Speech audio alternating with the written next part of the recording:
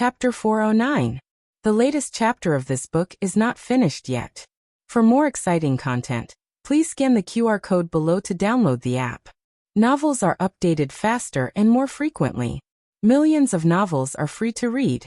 There are all kinds of novels that you can't find online. Outsiders didn't know much about Ning Ziyuan and Xiao Liulang's friendship. The coachman named Wu Lauer had only run into them a few times, and only then did he know that Ning Ziyuan and Xiao Lulang were very close in private. He was tight-lipped and didn't say anything. But now that something had happened to Ning Ziyuan, Wu Lauer couldn't care less. What happened to Editor Ning? Xiao Lulang asked. Wu Lauer said anxiously. He broke an antique inkstone in the Wenhua Pavilion.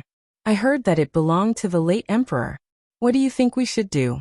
If he's really punished, Editor Ning's career will be in danger. It was indeed a big taboo to break an item of the imperial family. Even Scholar Han couldn't protect Ning Ziyuan. The Wenhua Pavilion wasn't far from the examination compound. Xiao Lulang told the people from the examination compound to go there first, and he would be there later to deal with some matters. Then Xiao Lulang and Wu Lauer went to the Wenhua Pavilion. Every blade of grass, every tree, every brick, and every tile of the Wenhua Pavilion was the same as before. The smell of cinnamon from the Four Seasons could easily awaken one's memories. Xiao Liulang's expression was dazed for a moment. Xiao. Wu Lauer called out. Xiao Lulang came back to his senses and looked at Wu Lauer. I'm fine. Where is he? Without waiting for Wu Lauer to show him the way, he nodded and said, Got it. He's at Tingfeng Courtyard. After he finished speaking, he strode towards Maple Courtyard. Wu Lauer was confused. I don't think I told you that he was at Tingfeng Courtyard. Have you been here before? How do you know where Tingfeng Courtyard is? The Pavilion of Literary Splendor had one pavilion and 3 courtyards. The main pavilion was called the Pavilion of Literary Splendor. It was used to store books. The Courtyard of Listening Lair was the private courtyard of Princess Xinyang. The Courtyard of Listening Billow was used to entertain guests. Only the Courtyard of Listening Maple was used to store antiques and treasures, as well as books that needed to be restored. Scholar Han had come here today because Princess Xinyang had brought back a large box of famous paintings from Fengdu Mountain. Among them were 2 books, Mencius and the Doctrine of the Mean, which had been annotated by the great scholar of the previous dynasty, Master Zhuge. Princess Xinyang intended to gift these 2 books to the Hanlin Academy. Because the books had just been moved back and were about to be sent out, they weren't placed in the library. Instead, they were temporarily placed in Listening Maple Courtyard. Xiao Lulang arrived at Tingfeng Courtyard with ease. He realized that it wasn't that nothing had changed here. At least, the people here were no longer familiar faces. The steward in charge of the splendid literature pavilion had the same surname as Wu Lauer. He was almost 50 years old, but he looked like he was in his early 40s. This incident had caused a huge commotion. Not only him, but even the deputy stewards of the splendid literature pavilion had come along. Scholar Han had brought Ning Ziyuan here. If something really happened, he wouldn't be able to escape responsibility. He was pleading with the stewards to let him take the inkstone away. There was a scholar in the Hanlin Academy who was proficient in restoring antiques. Maybe he could give it a try. However, the stewards didn't give Scholar Han any face. They insisted on detaining Ning Ziyuan and handing him over to Princess Xinyang. Master Han. Xiao Lulang walked over and saluted Scholar Han. He then looked at Ning Ziyuan. When Ning Ziyuan saw him, it was as if he had seen a life-saving straw. Lulang. Scholar Han frowned and said, Didn't you go to the tribute courtyard? Why are you here? This isn't something you should get involved in. You should leave quickly. Xiao Lulang said, The tribute courtyard doesn't start classes this early. I heard that something happened here. I recommended Ning Ziyuan here. If it weren't for me, he wouldn't have been in this situation. Ning Ziyuan corrected himself. Xiao Xiuzhu, don't say that. I was careless and dropped the inkstone. It has nothing to do with you. Xiao Lulang wasn't in a hurry to appease Ning Ziyuan. Instead, he looked at the stewards across from him. Can you let me see that inkstone? Steward Wu saw that he was wearing the Hanlin Academy's official robes and knew that he was an official. He didn't refuse his request, but Steward Wu looked at his lame leg and crutches with a strange expression. Xiao Lulang was used to this kind of scrutiny. He stood there, neither servile nor overbearing, and waited for the servants of the splendid literature pavilion to carefully bring in the broken inkstone on a tray. This was the imperial inkstone used by the third emperor of the Great Western Dynasty. It was an antique from the previous dynasty. No wonder the stewards of the splendid literature pavilion were so nervous. However, this inkstone wasn't broken by Ning Ziyuan. It had been broken long ago. It was broken by the young Xiaoheng. He was worried that Princess Xinyang would spank him, so he asked Long Yi to find some fish bleach glue and stuck it on himself. So Ning Ziyuan was really tricked by him. Xiao Lulang said without changing his expression. This inkstone was broken to begin with. Nonsense. Steward Wu said sternly. How could it be broken? Are you implying that we broke the inkstone and blamed it on your Hanlin Academy? Ning Ziyuan was actually a little confused, but no one believed him, so he didn't dare to voice his doubts. Now that Xiao Lulang spoke, he became a little more confident. I also don't think I broke it. There's a wooden floor below, and this thing isn't placed high. Who knows how it broke in half with a light knock? Scholar Han looked at Xiao Lulang. What evidence do you have? Although he didn't want Ning Ziyuan to be guilty, he couldn't let someone else take the blame just to get Ning Ziyuan off the hook. Princess Xinyang wasn't a good-tempered person, and the consequences of slandering her servant were severe. Xiao Lulang showed the inkstone to Scholar Han. This crack is quite old, and there are traces of it being glued together. If the stewards don't believe me, you can invite Dr. Nye from our Hanlin Academy and the Chancellor of the Directorate of Imperial Studies. They will know once they take a look. Dr. Nye was the 5 classics doctor who was proficient in restoring antiques. The old Chancellor didn't need to be mentioned. Not only could he identify antiques, but he could also fake them. When Scholar Han heard this, he immediately sent people to Hanlin Academy and the Imperial College to invite experts. After careful inspection, they confirmed that Xiao Lulang wasn't lying.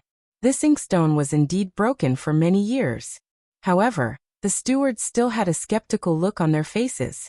Scholar Han smiled faintly. You don't trust Hanlin Academy, but don't you trust the Imperial College?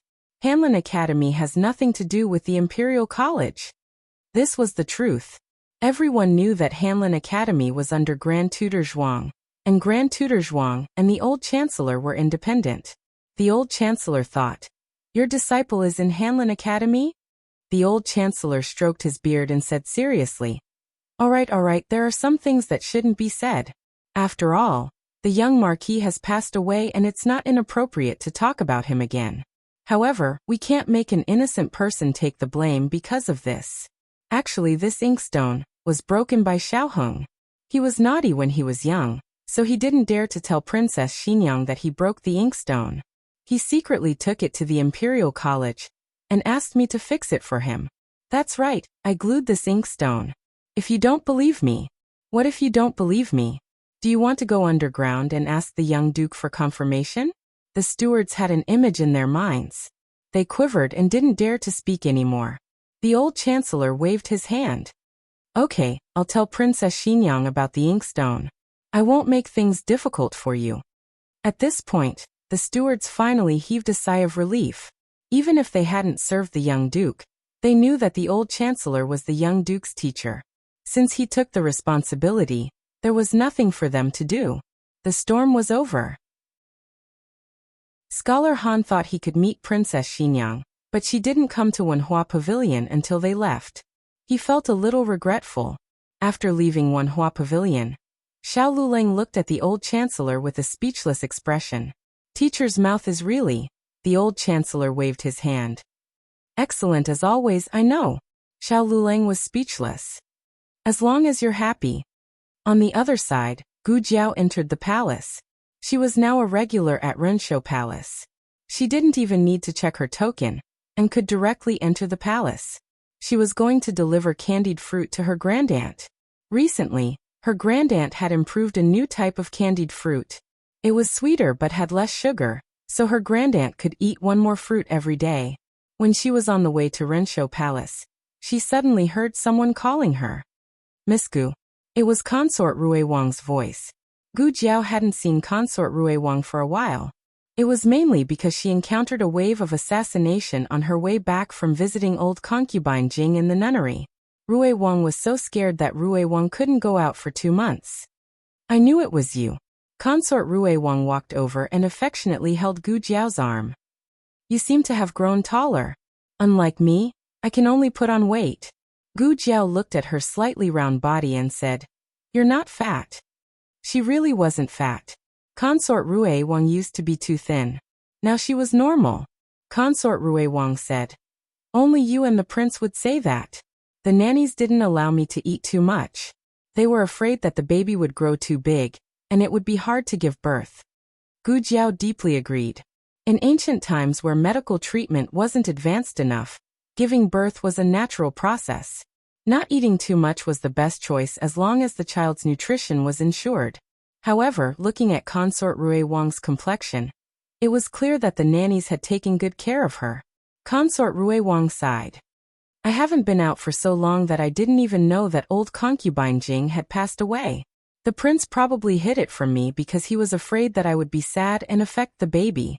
Old concubine Jing's death had been kept a secret, so Gu Jiao wasn't sure if Rui Wang had heard anything. How have you been recently?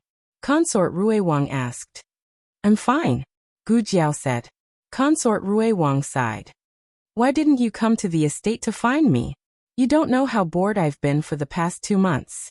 Gu Jiao looked at her bulging belly and said, Are you still bored with him? Consort Rui Wang and Consort Yao were both due in the beginning of the 10th month. She was now 7 months pregnant. Her belly looked a bit bigger than Consort Yao's. When the child in her belly was mentioned, Consort Rui Wang revealed a hint of motherly gentleness. I don't know if it's a son or a daughter. I want to give birth to a son for the prince. If it's a son, then it'll be Imperial Father's first Imperial grandson. Imperial Father will definitely be very happy. Other people wouldn't dare to say this, but Consort Rui Wang was a straightforward person. Adding on the fact that she trusted Gu Jiao a lot, she didn't have any scruples when she said this. Just as Gu Jiao was about to use the stethoscope to listen to the heartbeat in her belly, a woman's cry of surprise came from behind the rockery not far away. What ugh! As soon as Consort Rui Wang opened her mouth, Gu Jiao vigilantly covered her mouth. The newest chapter of this book isn't finished yet. For more exciting content, please scan the QR code below to download the app. Novels are updated at a faster rate. Millions of novels are free to read. Novels with a deeper meaning that can't be found online can be found here. https://www.zhhbqg.com/89642_896428226/1106089117. HTML Genius memorized this website's address in 1 second. www.zhhbqg.com Bikugo mobile reading website. Chapter 410. The latest chapter of this book isn't finished yet. For more exciting content, please scan the QR code below to download the app. Novels are updated even faster. Millions of novels are free to read. Novels with connotations that can't be found online are all available here. There was clearly a trace of an expert's presence in the place where the woman's cry came from. After Gu Jiao covered Consort Rui Wang's mouth, she signaled her with her eyes. Consort Rui Wang opened her eyes wide and nodded. The place they were at was a small path between Renshaw Palace and Cunning Palace. The surrounding scenery was very good and there was a lot of cover, which was good for hiding. It was also for this reason that the other party chose this place. For the time being, Gu Jiao didn't know what the other party wanted to do. She only knew that if she pulled Consort Rui Wang away now, no matter where they went, they would be seen by the people behind the rockery. Gu Jiao simply pulled Consort Rui Wang behind a large tree behind them. Consort Rui Wang picked up Gu Jiao's hand and used her fingertips to write on her palm. Aren't we going to see what happened? Gu Jiao shook her head and wrote on her palm. There's an expert. After a pause she said, he doesn't have a murderous aura. In other words, he didn't want to kill that woman. Consort Rui Wang nodded thoughtfully. The rockery was directly across from the large tree, about 20 steps away. The two of them both held their breaths. With Gu Jiao's ability, she could hide her presence very well, but Consort Rui Wang couldn't do it for the time being. She could only try to slow her breathing as much as possible. However, that woman's breathing was probably too fast and nervous, so she suppressed Consort Rui Wang's and didn't let the expert notice. The conversation behind the rockery could be faintly heard. "It's you? You. Why are you here? What did you do to Chunying?" Hearing this name, Consort Rui Wang's temples suddenly jumped a few times. Gu Jiao looked at her with confusion. She picked up Gu Jiao's hand and wrote on her palm. "Chunying is the Crown Prince Consort's personal female official."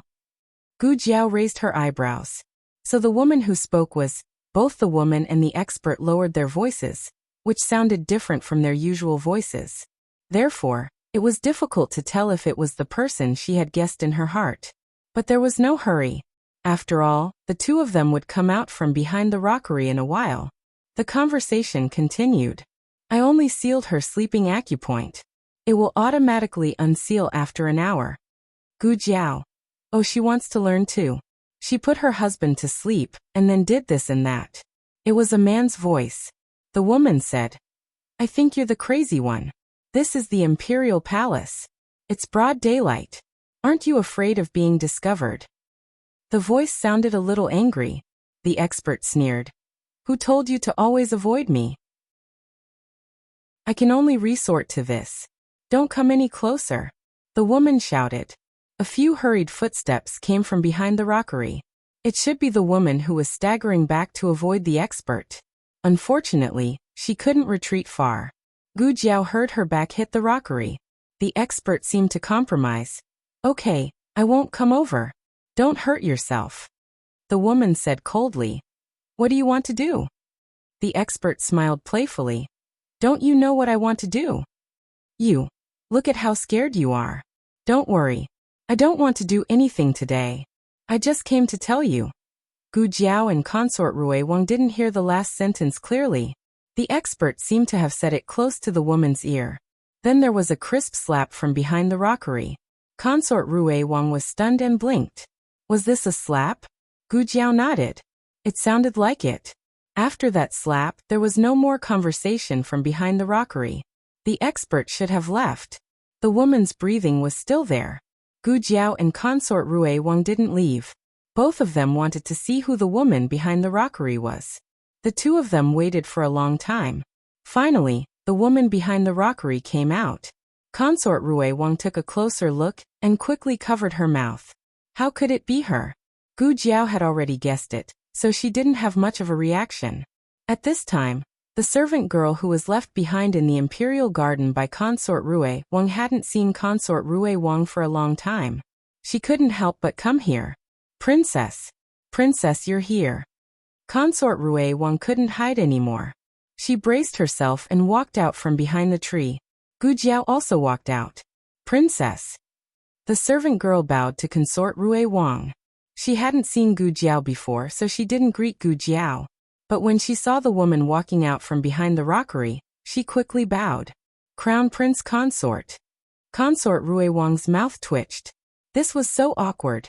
Consort Rui Wang naturally wouldn't admit that she had eavesdropped on the Crown Prince Consort. She cleared her throat and said to Wen Linlang with a fake smile. "Did the Crown Prince Consort also go to pay respects to Imperial Mother? I just came out of Imperial Mother's palace and met Dr. Gu on the way. I was about to invite Dr. Gu to sit in the Imperial Garden and check my pulse to see if I'm pregnant with a boy or a girl." These words stabbed right into the Crown Prince Consort's heart. The Crown Prince Consort and the Crown Prince had been married for almost 2 years. The Crown Prince only doted on her. Unfortunately, she wasn't pregnant at all. Empress Xiao was almost worried to death. The Crown Prince Consort looked deeply at Consort Rui Wang and Gu Jiao. She didn't know if she was provoked by Consort Rui Wang's words, but she didn't ask anything else and just said mildly, "I was just about to go pay respects to Imperial Mother. Since Consort Rui Wang has already gone, I won't call you along." As she spoke, she suddenly looked at Gu Jiao. Dr. Gu looks more like someone from the Imperial Palace than Consort Rui Wang.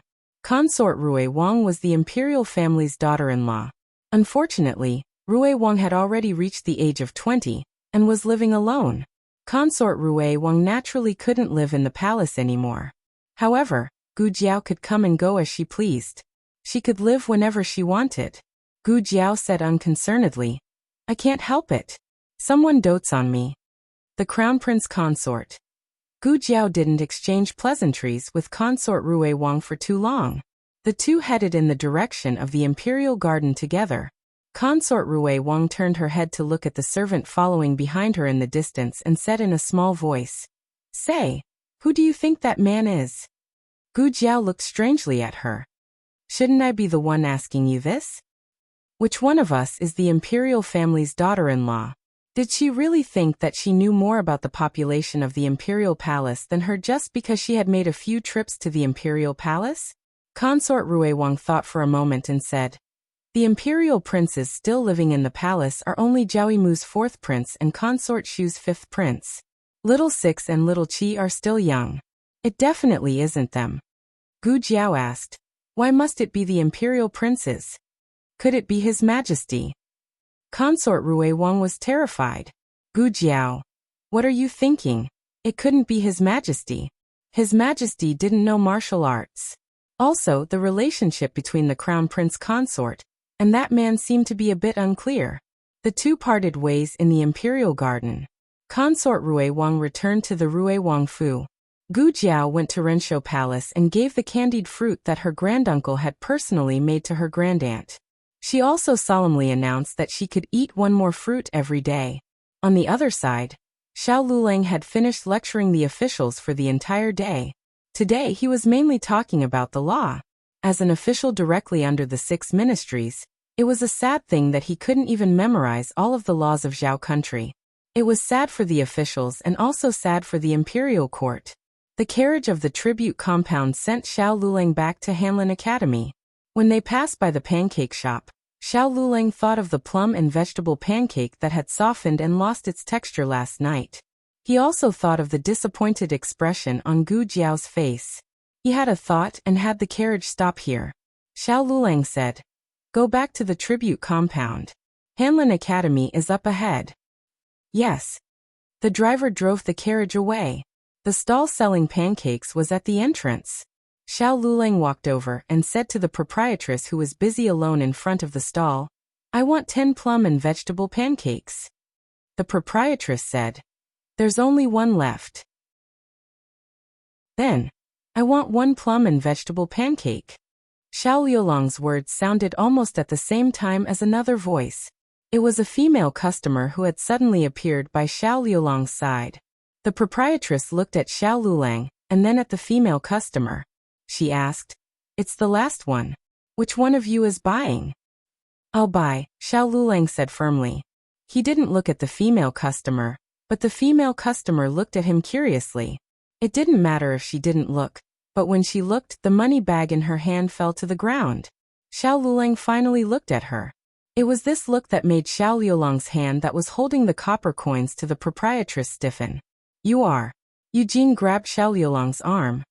"I'm not. You've got the wrong person." Xiao Lulang looked away and put the copper coins on the table. He took the pancakes and left. Eugene's expression changed. "Wait a minute. Hey, sir. You gave too much." The proprietress raised 2 copper coins and shouted at Xiao Lulang. Xiao Lulang leaned on his walking stick and quickly walked into an alley to the side. When Eugene chased after him, he had already hidden in another shop. Eugene looked around for a long time, but she couldn't find Xiao Liulang's figure. In the end, she left with disappointment and loss. Xiao Lulang let out a long sigh of relief. Fortunately, he hadn't been discovered. He walked out from the small cubicle of the ready-made clothing shop. He didn't know if it was because he walked too quickly to avoid Eugene, but his good left foot was twisted. He lost his balance and fell forward. Coincidentally, a customer opposite him had finished picking out cloth and was walking over. Xiao Lulang was caught off guard and bumped into her shoulder. He fell to the ground in a sorry state, and the walking stick in his hand also fell out. The servant girl cried out in alarm, "Princess, are you okay?" Princess Xinyang waved her hand indifferently. "I'm fine." She looked at the Hanlin official who seemed to have tripped over himself. Her gaze fell on the back of his head. She asked, "Sir, are you okay?" Digression. Today is the last day of the double bonus. Those with monthly votes should hurry up and vote. The latest chapter of this book is not finished yet. For more exciting content, please scan the QR code below to download the app. Novels are updated even faster. Millions of novels are free to read. Novels with connotations that can't be found online are all here. https://www.zhbqg.com/89642_89642686/110607211.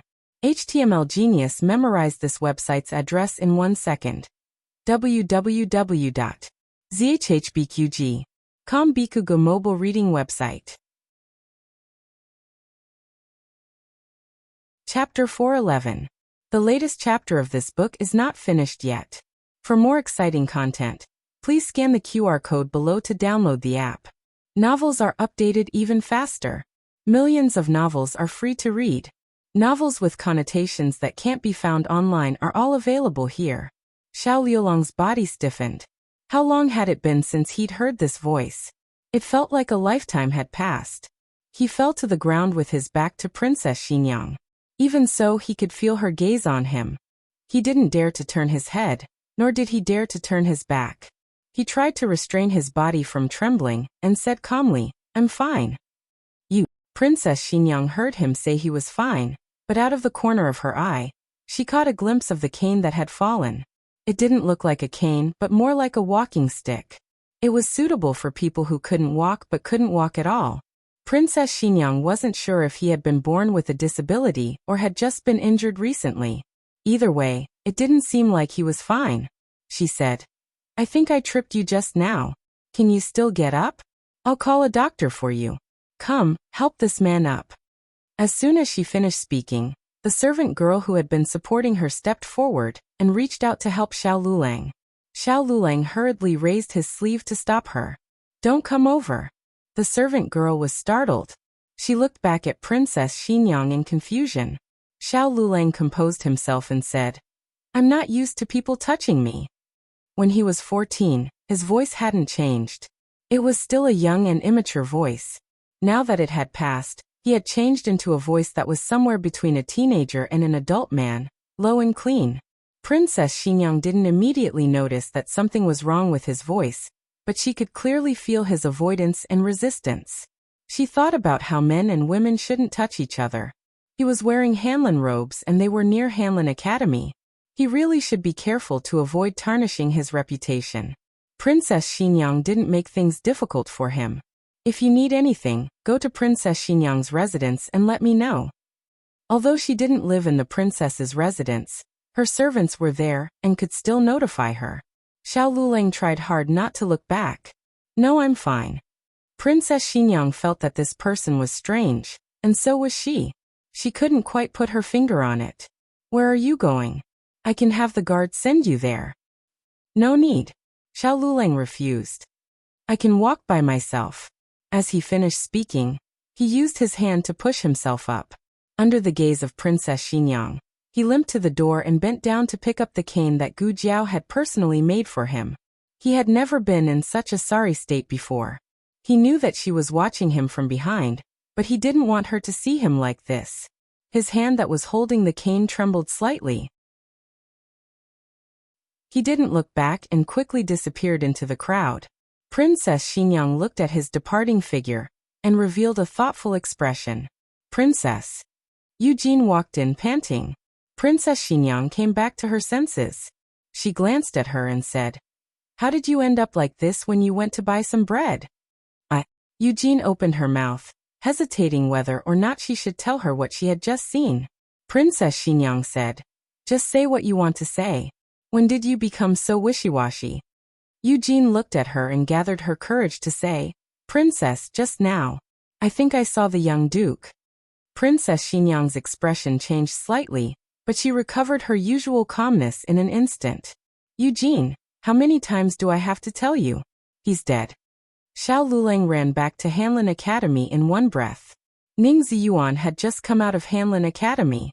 Seeing that he seemed to have lost his soul, he pulled him aside and asked in confusion, Lulang, what's wrong with you? Didn't you go to the examination hall to give a lecture? Did someone bully you? I knew it. Those makeup examiners at the examination hall were all shady officials. They're a bunch of prickly people. How about this? I'll go in your place next time. I'm fine. The examination hall is fine. He could even suppress the super prickly crown prince, not to mention those little prickly people. But you look like you have something on your mind. Ning Xuan didn't believe that Xiao Lulang was fine. After knowing Xiao Lulang for so long, he knew what kind of person Xiao Lulang was. In the past, Attendant Yang would always find ways to make things difficult for him, but he had never seen him in such a sorry state. Ning Xuan's mind flashed. Are you worried about what happened this morning? I broke the inkstone and offended Princess Xinyang, didn't I? Don't be sad. I'll explain it to her. I broke the inkstone.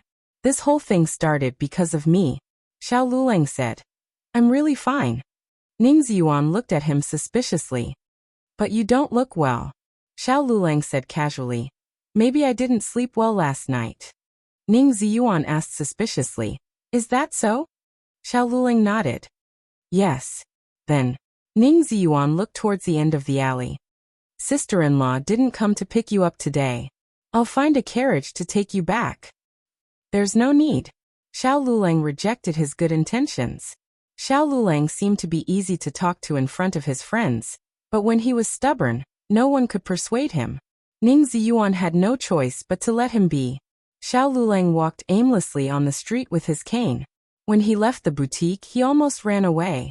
He didn't even look back to see how she looked, but her voice was deeply engraved in his mind. It kept circling and lingering. It started to rain heavily. The pedestrians all ran away. Only Xiao Lulang didn't notice it and walked slowly in the rain. It wasn't until a tender voice sounded beside him that he suddenly came back to his senses. Brother-in-law, what are you doing? Why aren't you using an umbrella? It was little Jing Kong.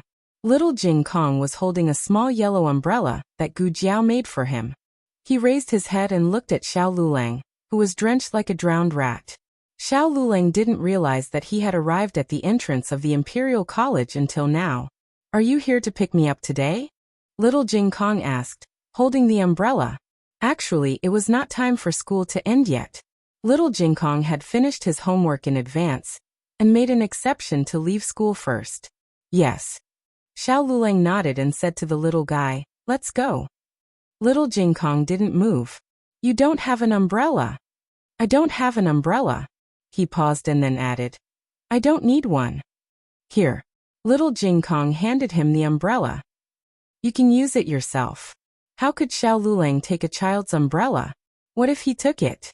The umbrella was so small that it couldn't fit two people. Little Jing Kong said, I have a raincoat. Jiao Jiao made him a raincoat. There was even a big red flower that he drew on it. Little Jing Kong handed the umbrella to Xiao Lulang. Xiao Lulang still held the umbrella for him. He took out his yellow raincoat from his school bag and put it on quickly. Then he took off his shoes, held them in his hands, and stepped into the water barefoot. Xiao Lulang was speechless. You just want to step into the water. Little Jing Kong stepped into the water all the way and jumped into the holes. Since Jiao Jiao wasn't around, he didn't have to care about his tough guy image. He stepped into the water happily, like a little frog that fell into a pond. It turned out that going home with a bad brother-in-law could be so fun. When he reached the entrance, he said generously, Okay, I'll allow you to pick me up on rainy days. Xiao Lulang. Haha, as if I want to pick you up. Lu Quan next door was about to pick up little Jing Kong. He was slightly surprised when he saw the two people at the door. You're back? Hello, Uncle Lu. Little Jing Kong greeted him politely. The little guy was wearing the raincoat that Gu Jiao Jiao made for him, and he was wearing a small raincoat hat. He liked things that were golden, but Gu Jiao Jiao didn't have any golden dyes, so she made yellow. The raincoat itself was beautiful, but after he drew so many ugly big red flowers, it became a little indescribable. It was supported by the face. It was too ugly and cute. Xiao Lulang, the Hanlin Academy official, looked a little funny holding a childish yellow umbrella. Lu Quan laughed and said, It's good that you're back. I'll go and pick up Master. Goodbye, Uncle Lu. Little Jing Kong waved at him politely. Lu Quan said to Xiao Lulang. Lulang, quickly change your clothes. You're all wet. Xiao Lulang nodded. The two of them entered the courtyard. None of the family members were home. Gu Jiao had gone to see a doctor and had not returned. Yao Shi had been invited to Granny Zhou's home. Although they were not far from each other and were both in by Shui Tong. With such heavy rain suddenly falling, Granny Zhou was worried that Yao Shi would fall. Granny Zhou had Yao Shi wait until the rain stopped before leaving. Yu Ye and senior servant Feng were also there. As for Gu Yan and Gu Xiaoshan, needless to say, they went to learn martial arts. Little Jing Kong couldn't step on the water alone, so he ran to the backyard and let little 8, little 9, and the 7 chicks out to step on the water. The 9 mythological beasts in the house said that they didn't want to step on the water. Xiao Lulang went back to the west room to change into dry clothes, then went to the study to take out the Yin Kingdom's arithmetic book, and continued to study and calculate the ancestral rate. Little Jing Kong stepped on the water for a while, then walked into the study quietly. He came to the desk, held his little belly and said awkwardly, "I'm hungry." Xiao Lulang glanced at him. "Are you sure you want to eat the food I made?" Little Jing Kong choked and stammered. Then I'd better not. Bad brother-in-law's food was too disgusting, so he could stay hungry for a while. Little Jing Kong's stomach kept growling. Even after eating the candied fruits and snacks, he still wasn't full. After all, he was a child with a big appetite. Otherwise, he wouldn't have fought with the other little monks for food. Xiao Lulang went to the kitchen and cooked a bowl of vegetable and egg noodles for him. Looking at the black noodles on the table, Little Jing Kong refused in his heart. Xiao Lulang handed him a pair of chopsticks. "Eat." Little Jing Kong sat on the small horizontal chair in front of him. He didn't take the chopsticks immediately, but looked at Xiao Lulang seriously. "I just want to ask you, can you eat this bowl of noodles by yourself?" Xiao Lulang said calmly, "I'm not the one whose stomach is growling now." Little Jing Kong lowered his head. Bad brother-in-law's words were so reasonable that he couldn't refute him. In the end, hunger prevailed. Alas. Little Jing Kong sighed, took the chopsticks with his little hand, and started to eat in resignation. It was almost dinner time, but Xiao Lulang wasn't hungry. However, he didn't let Little Jing Kong sit in the central room and eat alone. He directly moved Little Jing Kong and the chair to the study. He ate his own food and counted his own food. Little Jing Kong was halfway through eating when he suddenly looked at Xiao Lulang bitterly. "Can I ask you a question?" "Go ahead." Xiao Lulang didn't raise his head and continued to do the math problem in his hand. Little Jing Kong was full of curiosity. "How do you make every meal taste worse than the last?" Xiao Lulang looked at him and said shamelessly, "Work hard and cook well." Little Jing Kong knew that he couldn't learn this skill, because the sweet potatoes he roasted when he was 3 years old were already better than the food made by his bad brother-in-law. Little Jing Kong developed a good habit of not wasting food when he was in the temple. No matter how bad the food tasted, he would grit his teeth and finish it. "Are you full?" Xiao Lulang looked at the black and empty bowl in front of him and asked. Little Jing Kong pursed his lips and looked dignified. "Your food tastes so bad. Do you expect me to eat a second bowl?" "Okay, congratulations, your wish is fulfilled." Well, he couldn't do anything if he wasn't full. Xiao Lulang knew that the little monk's stomach wouldn't be full so easily. He also steamed some vegetable jerky, corn on the cob, and sweet potatoes for him in the pot. They should be cooked by now. He took away the empty bowl in front of Little Jing Kong and went to the kitchen to bring out the steamed vegetable jerky, corn, and sweet potatoes. Little Jing Kong crossed his arms and turned his face away. "I don't want this plate." He had beautiful tableware. Xiao Lulang said indifferently, "You don't want it? Eat it or not, I won't spoil you." Little Jing Kong unwillingly picked up the chopsticks and said, "A child without jiao jiao is a blade of grass." Xiao Lulang. Taking care of a child required a lot of energy. Xiao Lulang felt tired after a while, but this kind of tiredness seemed to be different from normal tiredness. He felt a little dizzy. After eating, Little Jing Kong went to the backyard to wash the bowls. The cupboard was too high for him to reach, so he had to tiptoe to put the clean bowls and chopsticks on the stove. He also took a wet rag and planned to wipe his small table. But when he entered the study room, he felt that something was wrong. Bad brother-in-law is sleeping on the table? It's not dark yet. Little Jing Kong walked over, tilted his head and called Xiao Lulang, brother-in-law, brother-in-law. No response. Little Jing Kong thought for a while. There was still no response. Little Jing Kong let out a strange cry of surprise. He took out his little hand, which had just grabbed a wet rag, and touched Xiao Lulang's forehead. It's so hot. Xiao Lulang fell ill without any warning. His whole body was hot, and his brain turned into paste. He started to have a dream again and again. In the dream, he returned to the princess manor. Today, Zhuang Xianji came to teach Wen Linlang. It was supposed to be at the Wen family, but the Wen family was too far away, so it was changed to the princess manor. Wen Linlang was his fiancée, so he accompanied her to the class. After Zhuang Xianji finished teaching, it was a break. When Linlang complained, Mr. Zhuang's class is too difficult. Let's go out and play, okay? He nodded as he could see his mother outside. The two went to the back of the mountain. When Linlang found a rabbit, this little rabbit is injured. Let's bring it home, okay? The rabbit raised by his mother died not long ago, and his mother was sad for a long time. I want to eat dates. Can you go to the tree and pick them for me? His mother also liked to eat dates, so he climbed up to pick them. Can you go and buy osmanthus cake for me? His mother also liked osmanthus cake, so he sat in the carriage and went to buy it. When he carried the rabbit, a bag of dates and a box of osmanthus cake, he excitedly went to find Princess Xianyang. What he saw, however, was an indifferent and world-weary face. She waved to him and smiled.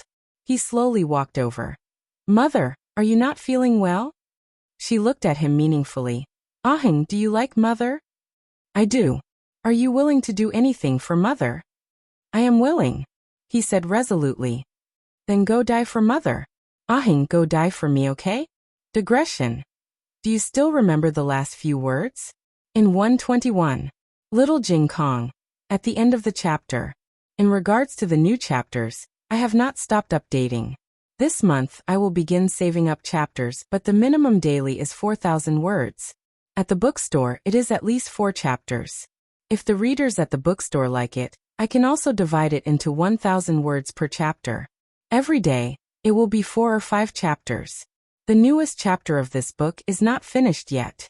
For more interesting content, please scan the QR code below to download the app. The novel will be updated even faster. Millions of novels will be read for free.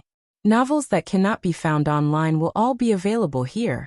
https://www.zhhbqg.com/89642_896428226/110582895. HTML Genius memorized this website's address in 1 second. www.zhhbqg. Pen Fun Pavilion's mobile reading website. Chapter 412. The latest chapter of this book is not finished yet. For more exciting content, please scan the QR code below to download the app. Novels are updated faster and more frequently. Millions of novels are free to read. Novels with connotations that can't be found online are all available here. The rain poured down. Vermilion Bird Avenue was shrouded in rain and fog. Princess Xinyang sat in front of the window, quietly watching the heavy rain in the courtyard. She was wearing pajamas, as if she had just crawled out of bed. Yujin came out of the greenhouse, closed the umbrella, and brushed the rain off it. She handed it to a servant girl beside her, then turned to enter the room. She said to Princess Xinyang, "That peony is alive. It can't be like this anymore. If this happens a few more times, even de Luo Jin Xian won't be able to save it." Princess Xinyang didn't speak. She just silently admired the rain. The rain is blowing in. Yujin walked over, took away the stick supporting the window, and let it down. After this rain, it should get cold. Coincidentally, it's the Mid-Autumn Festival. With no more rain to watch, Princess Xinyang lowered her gaze but still didn't speak. Yujin looked at her deeply. Princess, is there something on your mind? I just had a dream. Princess Xinyang said. I dreamed of that child. Yujin's eyes moved. She asked tentatively, the young duke? Yes. Princess Xinyang readily admitted. She pinched her left sleeve with her right hand. He shouted that he wanted to kill me. Yujin's expression changed slightly. Princess. Princess Xinyang smiled faintly. Yujin wanted to say something, but hesitated. She sighed. It's getting late. Princess should rest early. When Xiao Luleng woke up, it was already midnight. He lay on the soft bed. After a while, he remembered that he seemed to have fallen asleep on the table. But how did he end up on the bed? And it didn't seem to be his bed. Awake? Gu Jiao's voice sounded in his ear. The rain outside had lessened. The torrential rain turned into a patter of autumn rain. It was as if the surroundings were suddenly filled with the coolness of autumn. A dim oil lamp was left on the candlestick. Xiao Luleng turned his head to look at Gu Jiao, who was lying beside him. Her expression and voice were not drowsy at all. It was obvious that she had not slept. Under her gentle gaze, the lingering palpitations in his heart gradually calmed down. What about me? The moment he opened his mouth, he realized that his hoarse voice didn't sound like his at all. His throat also felt swollen and painful. Gu Jiao said, You were caught in the rain today and fell ill. Before your family came back, you had a high fever. Jing Kong was taking care of you. Xiao Luleng was slightly stunned. He takes care of me? Does that little monk know how to take care of people? Gu Jiao bent her lips and pointed at the antipyretic patch on his forehead. He put this on you. When little Jing Kong had a high fever, Gu Jiao put this patch on him. There was also a box at home. She didn't expect him to remember it. He even took it out and put it on Xiao Luleng. Xiao Luleng touched the cold and soft object on his forehead and felt a chill in hindsight. Needless to say, he guessed that it was from her small medicine box. He had seen the three of them put it on. Xiao Luleng had a high tolerance for strange objects in the small medicine box. On the contrary, he was quite surprised that little Jing Kong could take care of him. The little guy knows how to take care of people? He murmured. Gu Jiao bent her lips. Not only that, he also fed you water, but you don't remember. At that time it was raining heavily. There was no one at home. He put on a light raincoat and went to the clinic to invite Dr. Song to his home. He went so far. Xiao Luleng was even more surprised. The little guy always made trouble at home. From time to time, he would sing a different tune, making everyone in a mess. It was easy to misunderstand him as a naughty and ignorant child. But in fact, he was far stronger and more sensible than children his age. Gu Jiao looked at him. Why are you so surprised? Xiao Luleng said truthfully. I just didn't expect him to care about me so much. Gu Jiao said, compared to me, he is more worried about you. He said that you don't know how to take care of yourself. You don't even bring an umbrella in the rain. You are worse than a child like him. Xiao Luleng explained. When I went out, I didn't expect it to rain. He went out too early. The sky was still dark, so he couldn't see the sky at all. When little Jing Kong went out, the sky was already rising. He had recently learned in the Imperial College, don't go out in the morning, but travel thousands of miles in the evening. He brought an umbrella and a raincoat with him. He was really a worry-free child. Gu Jiao smiled and said. Jing Kong also said, I know my brother-in-law went out early, but why didn't he buy an umbrella on the way? Why did he have to come back in the rain? So stupid. The corner of Xiao Liulong's mouth twitched. Well, she imitated his disdainful tone perfectly. Gu Jiao continued. He also asked me if I didn't give you any pocket money, so you couldn't even afford an umbrella. Xiao Luleng was speechless. How could a 4-year-old little monk come up with so many things in his mind? Gu Jiao lifted the quilt and got out of bed. She handed him a pill and poured a cup of hot water. Since you are awake, drink the pill. Xiao Luleng sat up, took the medicine and drank it. He also finished the water. Then he finally realized that something was wrong. Why am I lying on your bed? Gu Jiao blinked and said seriously, I didn't carry you here. Xiao Luleng was speechless. Go to sleep. Gu Jiao put down the teacup and decisively lay down on the bed, and pretended to be dead. Xiao Lulang also lay down, but he didn't sleep. Instead, he looked at her without blinking. Gu Jiao could feel his gaze even with her eyes closed. She opened her eyes and said, "Yes, I forgot to turn off the light." As she spoke, she went to turn off the oil lamp and lay down again. The room was suddenly plunged into darkness and an eerie silence. Xiao Lulang could hear her uneven breathing. He still looked at her in the dark and said, "If one day you find out that I am not who you think I am, will you be disappointed?" "Why should I be disappointed?" Gu Jiao turned her head to look at him. "Also, if you are not who I think you are, what do you think you are? Is your face fake?" She raised her hand and pinched his face. "No," he said. Gu Jiao's fingertips moved down and touched his chest. "Is this fake?" Xiao Lulang took a deep breath. "No." "What about this?" Her little hand poked his abs again. Wherever her fingertips touched, it was soft and numb, making him feel as if he was on fire. Xiao Lulang quickly grabbed her restless little hand. He was worried that if he didn't stop her, her hand would move down and she might poke something she shouldn't. "It's all so real," he said in a hoarse voice. "Don't touch it." Gu Jiao. "Oh." Xiao Lulang. Why does she sound so regretful? Xiao Lulang didn't let go of her hand, but he didn't use too much force. She could pull her hand out if she wanted. Gu Jiao did not do so. She turned her body to face him, as if she could really see him in the pitch-black darkness. Their breaths intertwined in the night.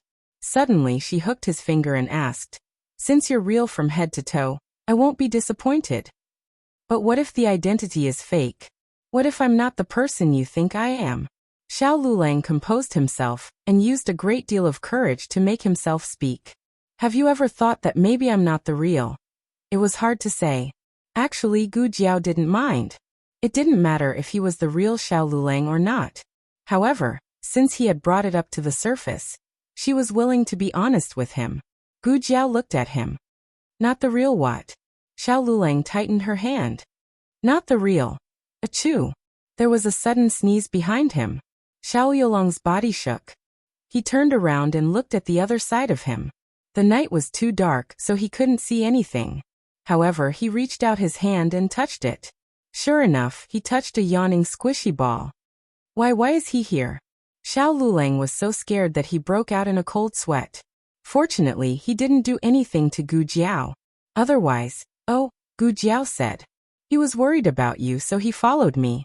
He probably wanted to pee, so he drank a bowl of snow pear soup before going to bed." As Gu Jiao spoke, she found a match on the bedside table and lit the oil lamp. Sure enough, little Jing Kong covered his little butt in a daze.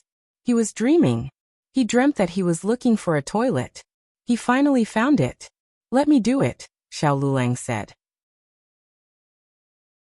He lifted little Jing Kong up, and didn't even have time to take off his pants before little Jing Kong peed. It was a dark history. Xiao Lulang was pissed all over. He was speechless. The next morning, Xiao Lulang was fine except for a little sore throat and a hoarse voice. Little Jing Kong woke up comfortably on the Jiao bed. He felt refreshed. He stretched his body and walked out of the east room. At first glance, he saw Xiao Lulang sitting in the central room, organizing books. Last night, the books had been soaked by the rain that drifted in. This morning, the sky had cleared up, so he planned to take the books out to dry. He also saw little Jing Kong coming out of the east room. He raised his eyebrows and said, "You peed your pants last night." Little Jing Kong stared at him. "Nonsense. How could I pee the bed? I stopped peeing when I was 1. He was telling the truth. He was the only baby in the temple who didn't pee his pants. Xiao Lulang laughed. "You can go and see if you don't believe me. You haven't washed your wet pants yet." Little Jing Kong ran to the backyard to take a look. It was the pants he wore before he went to bed. It was really wet. And he was wearing another pair of pants at this time. Little Jing Kong's body shook. He covered his mouth in disbelief. This. Xiao Lulang walked over and smiled. "How is it? I didn't lie to you, right?" Little Jing Kong waved his little fists and jumped anxiously. I didn't pee my pants. It must be you. You peed your pants. You peed on me and you're blaming me. You can see if you don't believe me. Your pants are here too. It's wet." Xiao Lulang. You peed on me. Little Jing Kong firmly refused to believe that he peed his pants. Bad brother-in-law, you peed your pants and blamed me after you peed. Shame on you. Emph. Little Jing Kong snorted and walked away. Digression. Future Divine General of the Six Kingdoms, I don't have such a dark history. This article was posted on Sina Weibo account. Fangfang. The latest chapter of this book is not finished yet. For more exciting content, please scan the QR code below to download the app. Novels are updated faster and more fully. Millions of novels are free to read. All the novels that can't be found on the internet are available here. https://www.zhbqg.com/89642_826/110556328. HTML Genius memorized this website's address in 1 second. www.zhbqg.com Bikuga mobile reading website. Chapter 413. The latest chapter of this book is not finished. For more wonderful content, please scan the QR code below to download the app. The novel is more complete and updated faster. Millions of novels are free to read. There are all the novels with connotations that can't be found on the internet here. A while ago, Princess Ning went back to her parents' home to accompany her seriously ill mother. She didn't return to the prince's mansion until her mother got better. Because of this, Gu Jiao's visit to the prince's mansion to feel her pulse was delayed. Gu Jiao didn't know that Princess Ning had come back. Princess Rui Wang was the first to know. She hurriedly ordered the carriage to go to the prince's mansion. Sister-in-law. Princess Ning's carriage happened to stop at the gate of the mansion. She was about to get in when she heard Princess Rui Wang's happy voice. Princess Ning took back her foot that had stepped on the stool and turned to look at Princess Rui Wang, who got out of another carriage. She couldn't help laughing and said, "Slow down. How can you walk so fast with such a big belly?" Princess Rui Wang almost ran. She came to Princess Ning and said with a smile, "Aunt, are you feeling better?" "Yes, much better." Princess Ning nodded with a smile. "You are pregnant. Why don't you take care of the baby in the mansion? What are you doing here?" Princess Rui Wang said, "I heard that you came back, so I came to see you. I have nothing to do in the mansion these 2 months, so I learned some cooking skills. This is the dried apricot I made myself. Please don't dislike it." As soon as she finished speaking, Maid Su behind her handed over the clay jar with the dried apricot. The maid beside Princess Ning reached out to take it. Princess Ning thanked her. "You are so considerate. I am going to the palace to greet my mother and consort Zhuang. Do you want to come with me?" Princess Rui Wang smiled. "That's what I want to do." Princess Ning glanced at her bulging belly. She hesitated for a moment and said, "But your body." Princess Rui Wang waved her hand and said, "It's okay. I can take the carriage." A trace of envy flashed through Princess Ning's eyes. She took her hand. "Well, come on." The two got into Princess Ning's carriage. They soon arrived at the imperial palace. Princess Ning took care of Rui Wang carefully. She was even more careful than Rui Wang. Consort Rui Wang wanted to say that she didn't need to be so nervous. It was as if she was not pregnant. But when she thought that Consort Ning had 3 miscarriages, she closed her mouth again. She played along and pretended to be more cautious than usual. She also slowed down her pace. "Is it hard to be pregnant?" Princess Ning chatted with her on the way to Cunning Palace. Consort Rui Wang's eyes flashed. It's been hard. I can't sleep in the middle of the night, and my calf cramps." Nanny always asked her this, but she had never done it. If it wasn't tiring, it was probably because he had to go to the toilet all the time. Now, she was feeling a little like that again. "What's wrong?" Princess Ning asked, looking at Princess Rui Wang, whose face was wrinkled. Rui Wang said embarrassedly, I want to pee." Princess Ning. "There's a washroom over there. I'll go with you." Consort Rui Wang. No need. I'll go by myself." "I'm worried about you going alone." Princess Ning insisted on sending Consort Rui Wang to the washroom. Consort Rui Wang had no choice. When the two arrived outside the washroom, They never expected to see the crown prince consort coming out from inside. The three of them paused for a moment. The crown prince consort status was higher than the other consorts, but she still politely called Princess Ning's sister-in-law. Consort Rui Wang rolled her eyes. She didn't like Wen Linlang and didn't even bother to be polite. Especially after she caught Wen Linlang entangling with another man last time. She disliked Wen Linlang even more. Everyone knew that Prince Ning and the crown prince didn't get along, so Princess Ning clearly kept a certain distance from the crown prince consort. But on the surface they were still decent. She nodded slightly to greet the crown prince consort. The crown prince consort said, "I still have something to do, so I'll leave first. Goodbye, eldest sister-in-law. Goodbye, third sister-in-law. Princess Ning. Goodbye." When Linlang responded to her with rolling eyes.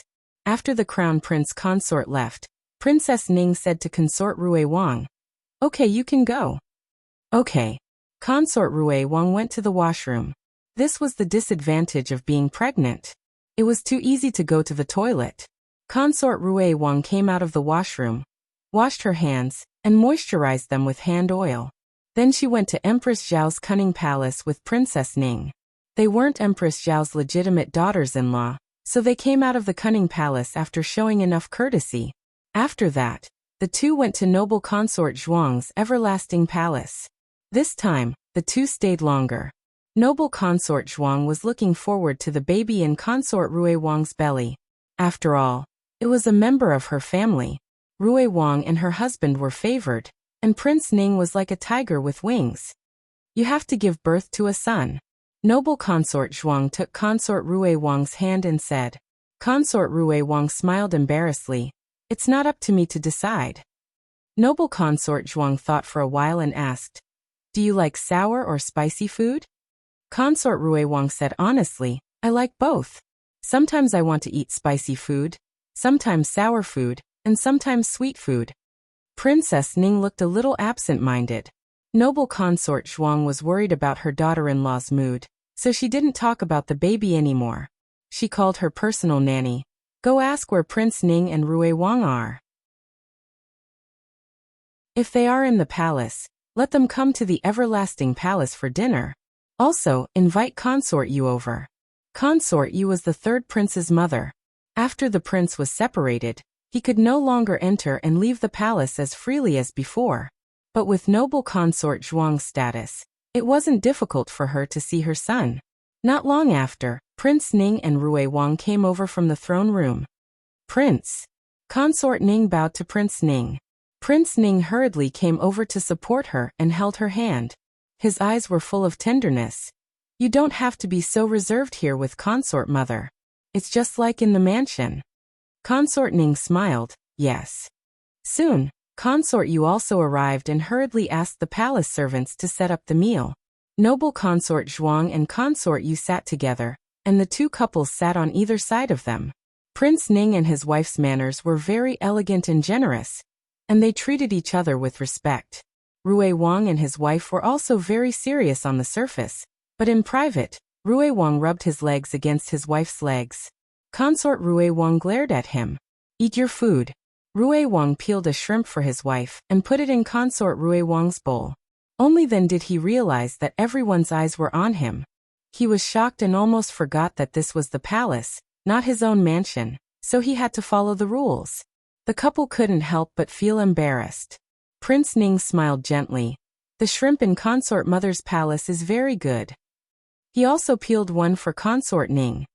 "Sushin should also try it." Sushin was the name Prince Ning gave to consort Ning after the wedding. Consort Ning smiled gently. "Thank you, Prince." After lunch, noble consort Zhuang went to rest. They came out of the everlasting palace. Consort Yu returned to her own palace, and the four of them walked out of the palace together. "Be careful." When they passed by a big tree, Prince Ning blocked consort Ning's head with his hand. When he took his hand down, they found that there was a worm on the back of his hand. Rui Wang Fei didn't know the name of this kind of tree. She could only frequently see worms spitting out silk hanging from the bottom of the tree. There was a worm hanging in front of her. If Prince Ning hadn't shouted, she would have bumped into it. Consort Rui Wang sighed. "Big brother is so attentive." Consort Rui Wang muttered. I'm also very attentive. Consort Rui Wang complained. Oh, then how come Prince didn't notice the worm in front of me? Rui Wang scratched his head. What was it? Consort Rui Wang looked at him and asked. I was about to get rid of it for you. Rui Wang firmly refused to admit that he didn't notice this little thing. Consort Rui Wang snorted. You're not as attentive as Big Brother. Rui Wang couldn't refute this. Big Brother was the most attentive of all the princes. He was attentive to his sister-in-law and his younger brothers.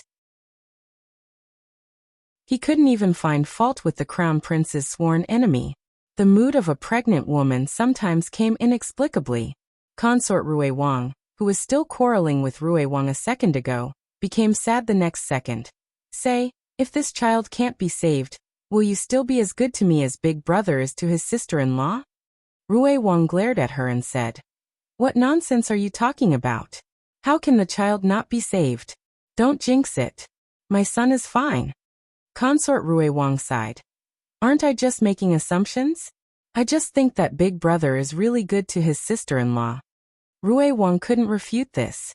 That's right, Prince Ning and Consort Ning knew each other when they were young. They weren't childhood sweethearts, but they didn't get married in secret either. After they got married, the two got along well. The only regret was Consort Ning's belly. Fortunately, Prince Ning never neglected her because she couldn't give birth to a child. In front of Consort Zhuang, he also said good things about Consort Ning. Consort Zhuang wasn't an easy person to get along with. The fact that the mother-in-law and daughter-in-law could get along so well couldn't be attributed to Prince Ning. This was a man who would never wrong his wife. Consort Rui Wang pinched the corner of Rui Wang's clothes and said coquettishly, Promise me that you'll treat me like Big Brother is to his sister-in-law. You'll be so good to me for the rest of your life.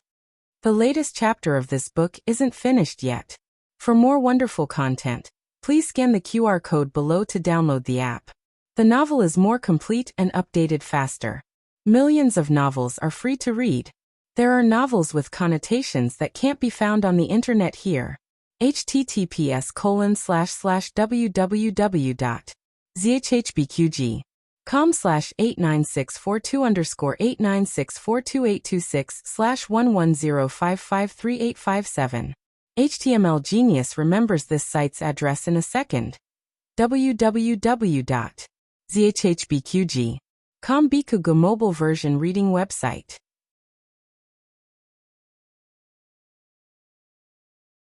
Chapter 414. The latest chapter of this book is not finished yet.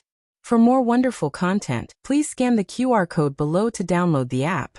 The novel is more complete and updated faster. Millions of novels are free to read. There are novels with connotations that can't be found on the internet here. Rui Wang pinched her face. Silly, what's so difficult about this? You are my wife. If I don't treat you well, who should I treat well? Ahem. Prince Ning cleared his throat. Let's go. Consort Rui Wang hurriedly withdrew her hand. Rui Wang also scratched his head embarrassedly. After that, the two seemed to avoid each other deliberately. They wished they could get out of the carriage.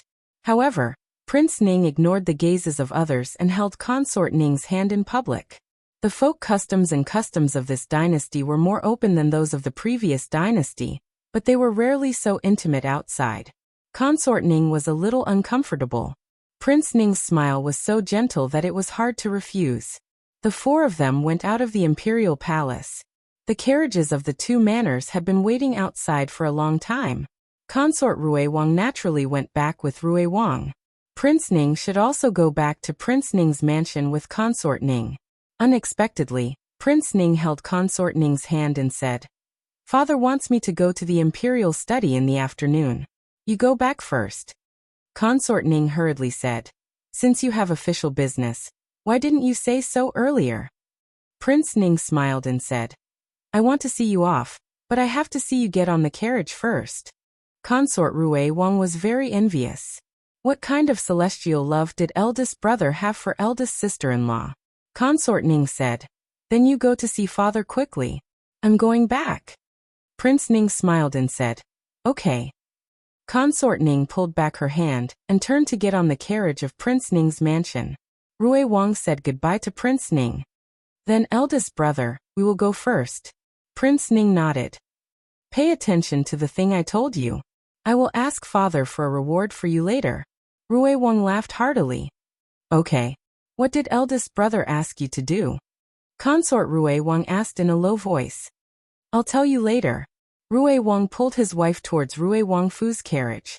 Just as he was about to help Consort Rui Wang onto the carriage, another carriage suddenly appeared on the official road in front of the palace gates.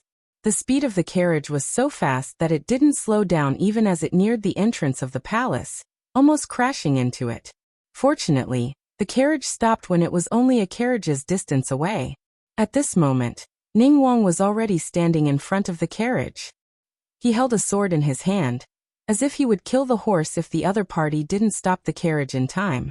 The curtain of the carriage was pulled open, and a handsome man with wheat-colored skin jumped out. His facial features were resolute, and his eyes were deep. When he smiled, his eyes were especially bright. He held a folding fan in his hand, looking carefree and unrestrained. He didn't tie up his hair today, only a finger braid at the back of his head. A few strands of black hair hung down from the right side of his face, perfectly blocking one side of his face. Oh, what a coincidence! Isn't this Your Highness Ning Wang and Your Highness Rui Wang? He held the folding fan in his hand and cupped his hands in greeting. Rui Wang frowned. The sixth prince. That's right. This person was the hostage of the state of Qin, as well as the sixth prince of the state of Qin's imperial family. Yuan Tang. Yuan Tang's attire today was a bit strange. His long hair hung down, giving off a feeling that he was hugging a pipa and covering half of his face.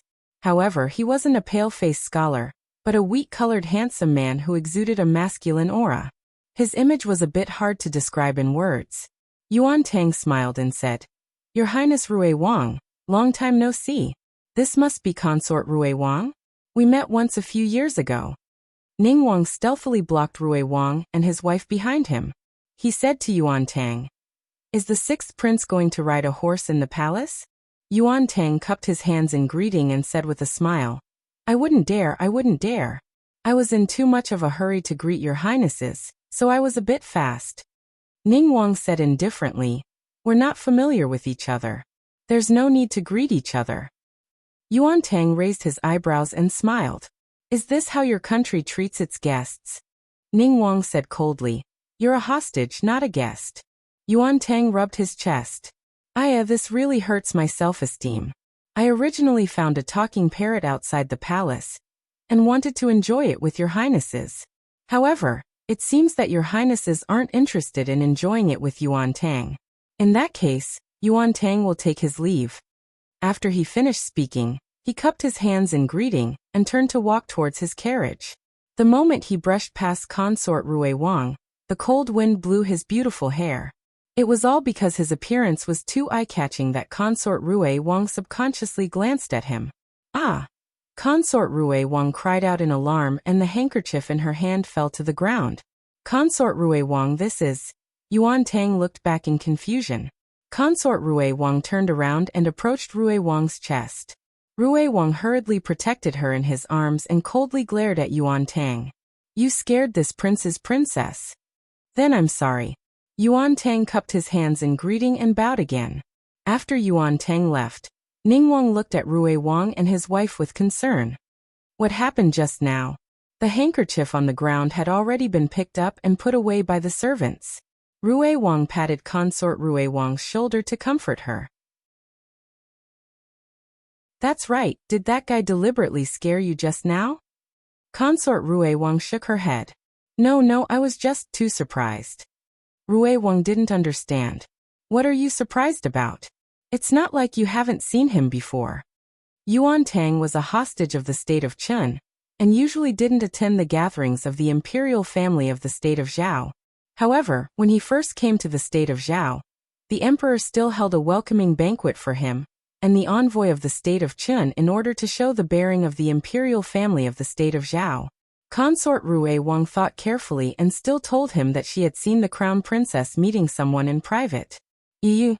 Rui Wang was so shocked that he stuttered. You didn't hear wrong? Was it really the crown princess and Yuan Tang? Consort Rui Wang recalled. They deliberately lowered their voices so I couldn't tell whose voice it was. However, I heard the crown princess say, "What did you do to Chunying?" Chunying is the crown princess' personal female official. After that, I saw the crown princess walk out from behind the rockery, so I was certain that woman was the crown princess. Then how were you certain that man was Yuan Tang? It was King Ning who spoke. Consort Rui Wang frowned and said, I heard the crown princess slap him from behind the rockery. Just now, I saw that Yuan Tang's face was red and swollen. There were streaks that looked like finger marks, so I immediately thought of that man. This didn't sound like anything honorable. The current crown princess actually colluded with a hostage of the state of Chun. If this got out, she would be beheaded.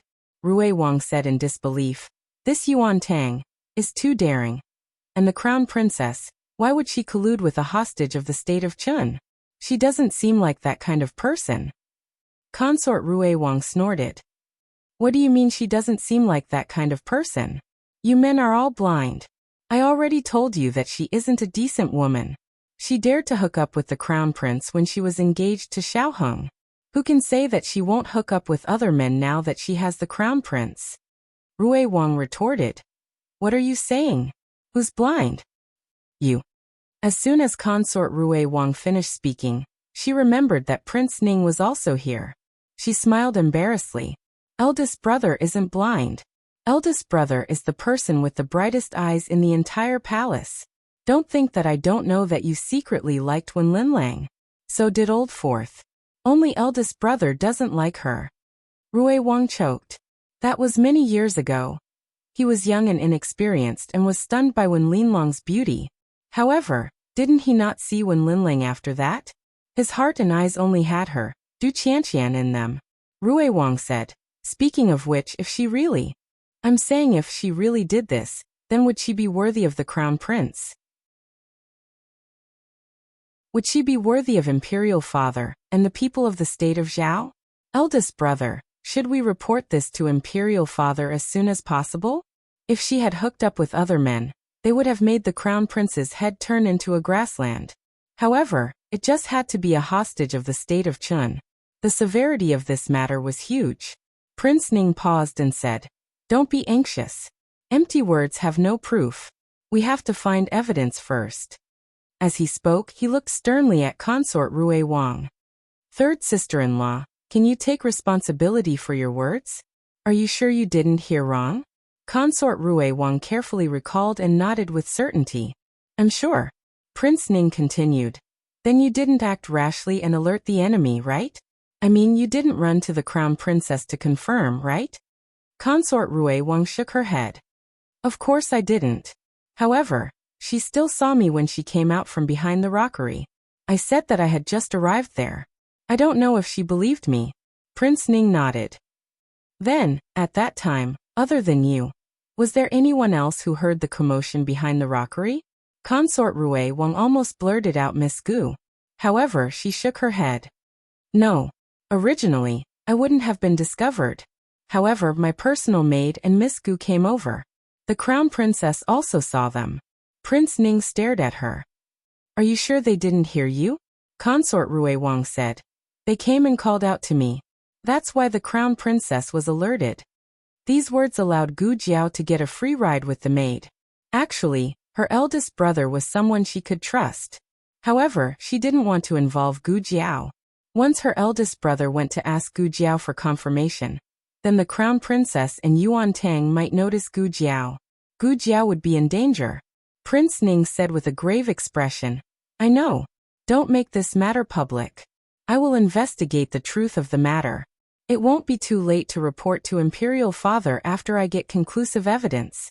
Consort Rui Wang deeply agreed. Eldest brother is right. After all, the crown princess wasn't an ordinary woman. She was the most respected Wangfei in the imperial family of Zhao country. In the future, she would be the mother of the country. It would be fine if there was evidence to accuse her. However, if there wasn't enough evidence and she was bitten, then her eldest brother's years of painstaking effort would be wasted. Thinking of something, Rui Wang said worriedly, Then will Qianqian be in danger? The crown princess saw her. If she tells Yuan Tang that their conversation might have been overheard by Qianqian, will Yuan Tang come to silence her?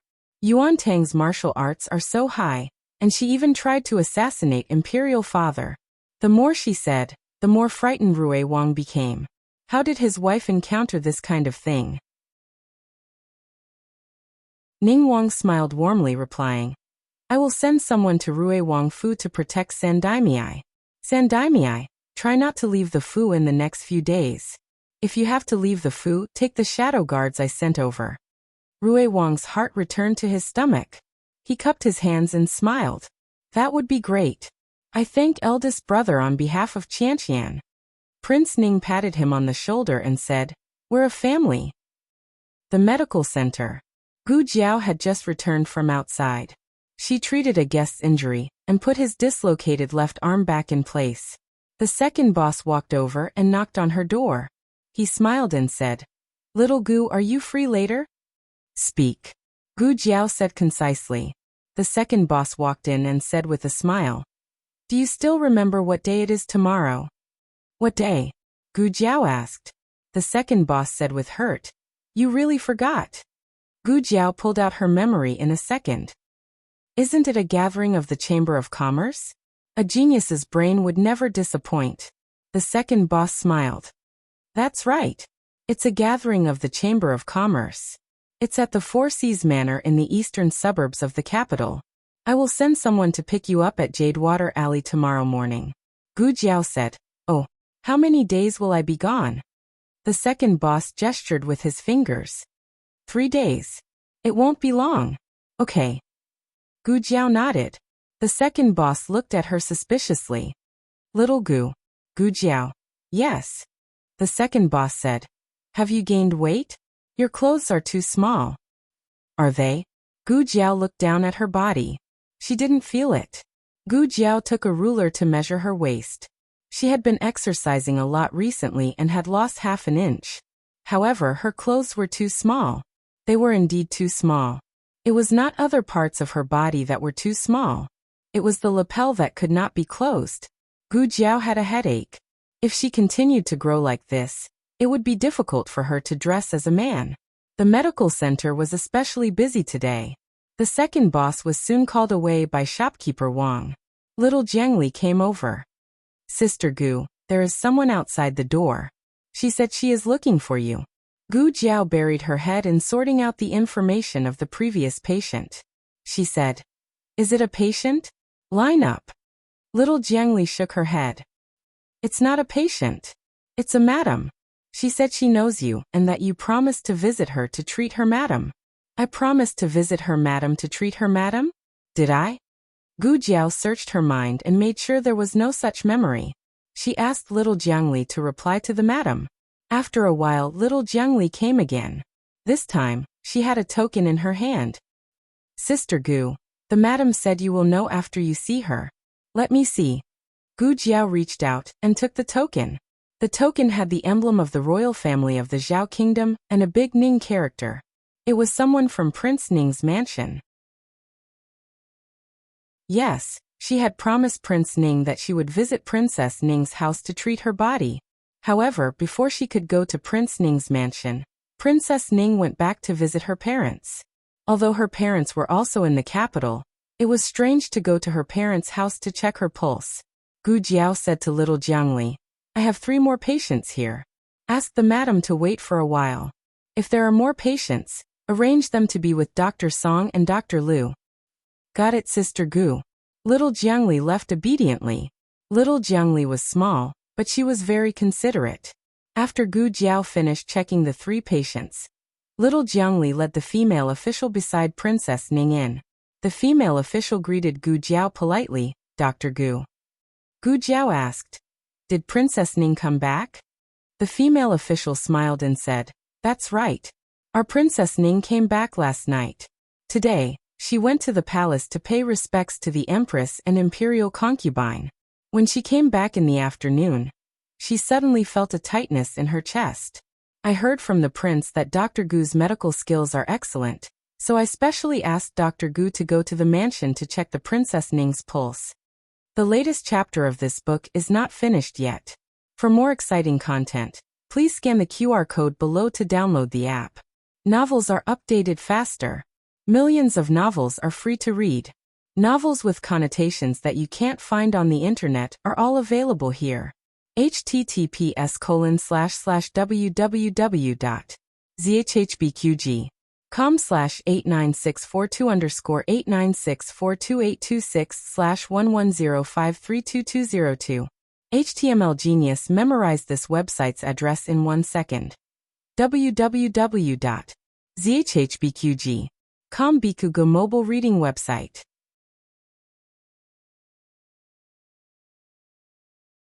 Chapter 415. The latest chapter of this book is not finished yet. For more exciting content, please scan the QR code below to download the app. Novels are updated faster. Millions of novels are free to read. Novels with content that can't be found online are all available here. Gu Jiao didn't have anything else to do, and it wasn't too late. Prince Ning's mansion and Hanlin Academy were in the same direction.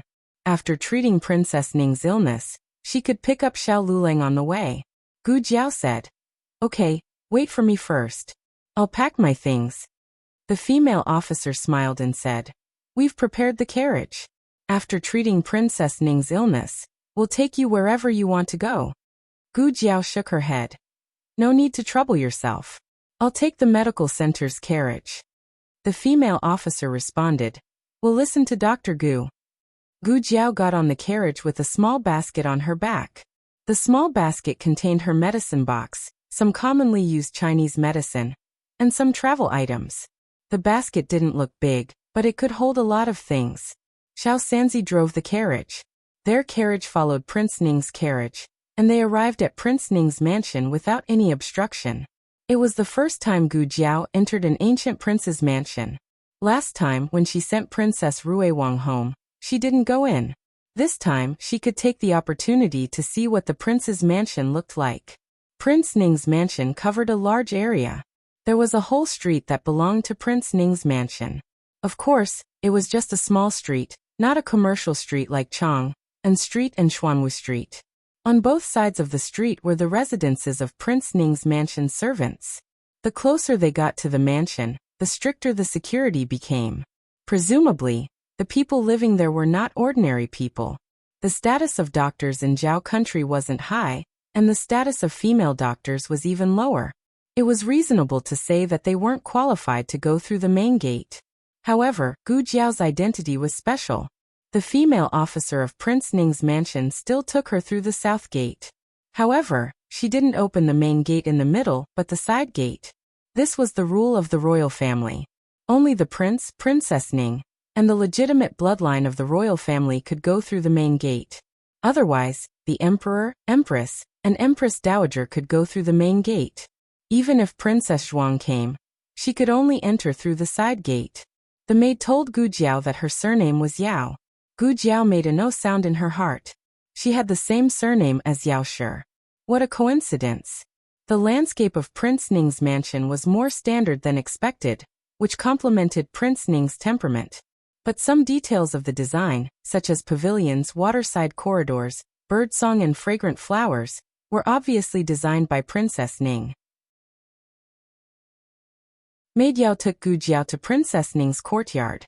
Recalling that Ning Wang had once said that if she, Xiong Batian, was willing, he could give her a separate courtyard, Gu Jiao was suddenly a little curious as to where Ning Wang had originally planned to settle her down. "Dr. Gu, we're here." Female official Yao said to Gu Jiao at the entrance of the courtyard. Gu Jiao nodded and stepped over the threshold into Princess Ning's courtyard. This was a 3-section courtyard, but it was much larger than an ordinary 3-section courtyard. In fact, Gu Jiao felt that rather than calling it a courtyard, it would be more appropriate to call it a sleeping chamber. It seemed that the emperor's love for his eldest son was beyond words. Gu Jiao came to the door of the upper room. A maid guarding outside the door saluted to female official Yao and opened the curtain for female official Yao. Female official Yao personally welcomed Gu Jiao into the room. Princess Ning sat on the chaise lounge with her back against the cushion and a thin mattress covering her body. She held a book in her hand and was reading it attentively. This was not the first time that Gu Jiao met Princess Ning, But that was in a dream. Princess Ning was knocked down by a white cat that scared Xiao Lulang, causing a miscarriage. Xiao Lulang was the scapegoat. The white cat was taken away with the help of Yuan Tang. It did not scare Xiao Lulang, nor did it offend Princess Ning. But Princess Ning still had a miscarriage. Consort Rui Wang said that Princess Ning had 3 miscarriages. It was not difficult to understand why her complexion was so bad, and there seemed to be a faint sadness between her eyebrows. Princess Dr. Gu is here. Female official Yao walked forward and reported softly. Princess Ning raised her head. She held the half-read book with one hand and stretched out the other hand. The little maid on the side seemed to have understood the meaning of this action. She hurriedly presented a bookmark with both hands. Princess Ning put the bookmark in the book and closed it. She looked at Gu Jiao and said, "You are Dr. Gu? I heard the prince mention you. Imperial grandmother likes you very much." Her eyes swept over the birthmark on Gu Jiao's face, but did not stay for too long. She did not show any surprise or mind. This was the cultivation of the legitimate daughter of an aristocratic family, and the princess of a country. She would not embarrass the guest on the spot. Although Gu Jiao was a female doctor, her status was destined to be higher because of Empress Dowager Zhuang's love. Princess Ning said, "We are all family. Don't be so reserved. Sit down." Her words were also very particular. She did not give a seat, nor did she speak in a tone of charity. She spoke as if she was treating a real guest. Gu Jiao sat down beside her.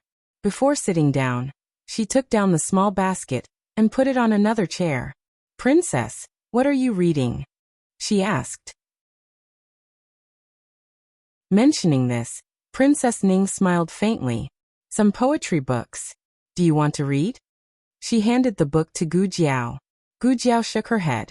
"I don't understand poetry and I don't like it." Princess Ning laughed again. "I don't like it either." Gu Jiao said, "Then why are you reading it?" Princess Ning smiled faintly. "It's boring in the mansion. I just want to pass the time."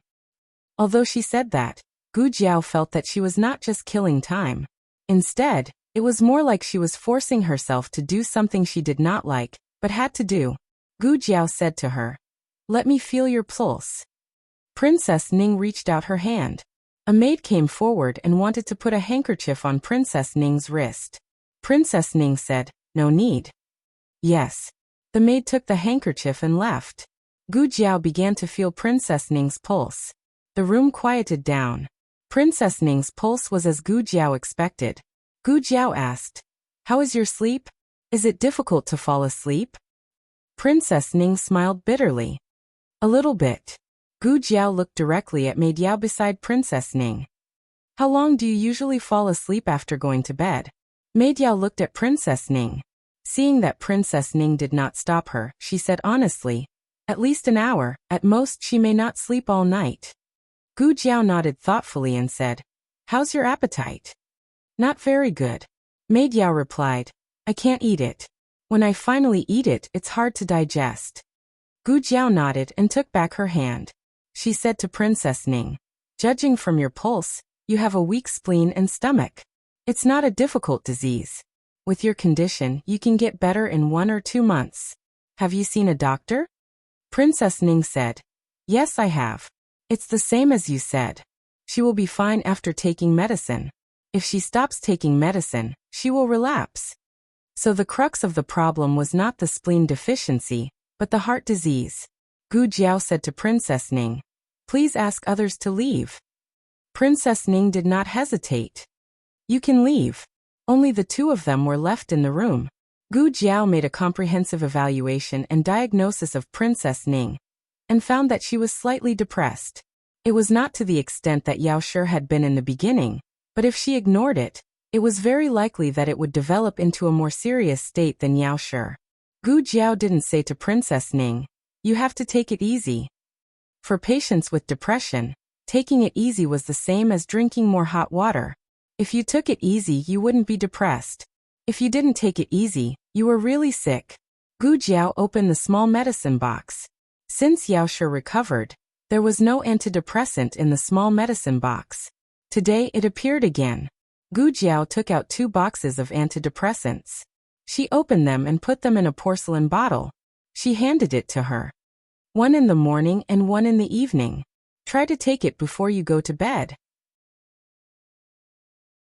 Princess Ning took it and asked, "Is this the medicine for spleen deficiency?" Gu Jiao said, "No, it's the medicine that can let you sleep well. You can continue to take the medicine for spleen deficiency." Princess Ning sighed. "I don't want to take the previous one.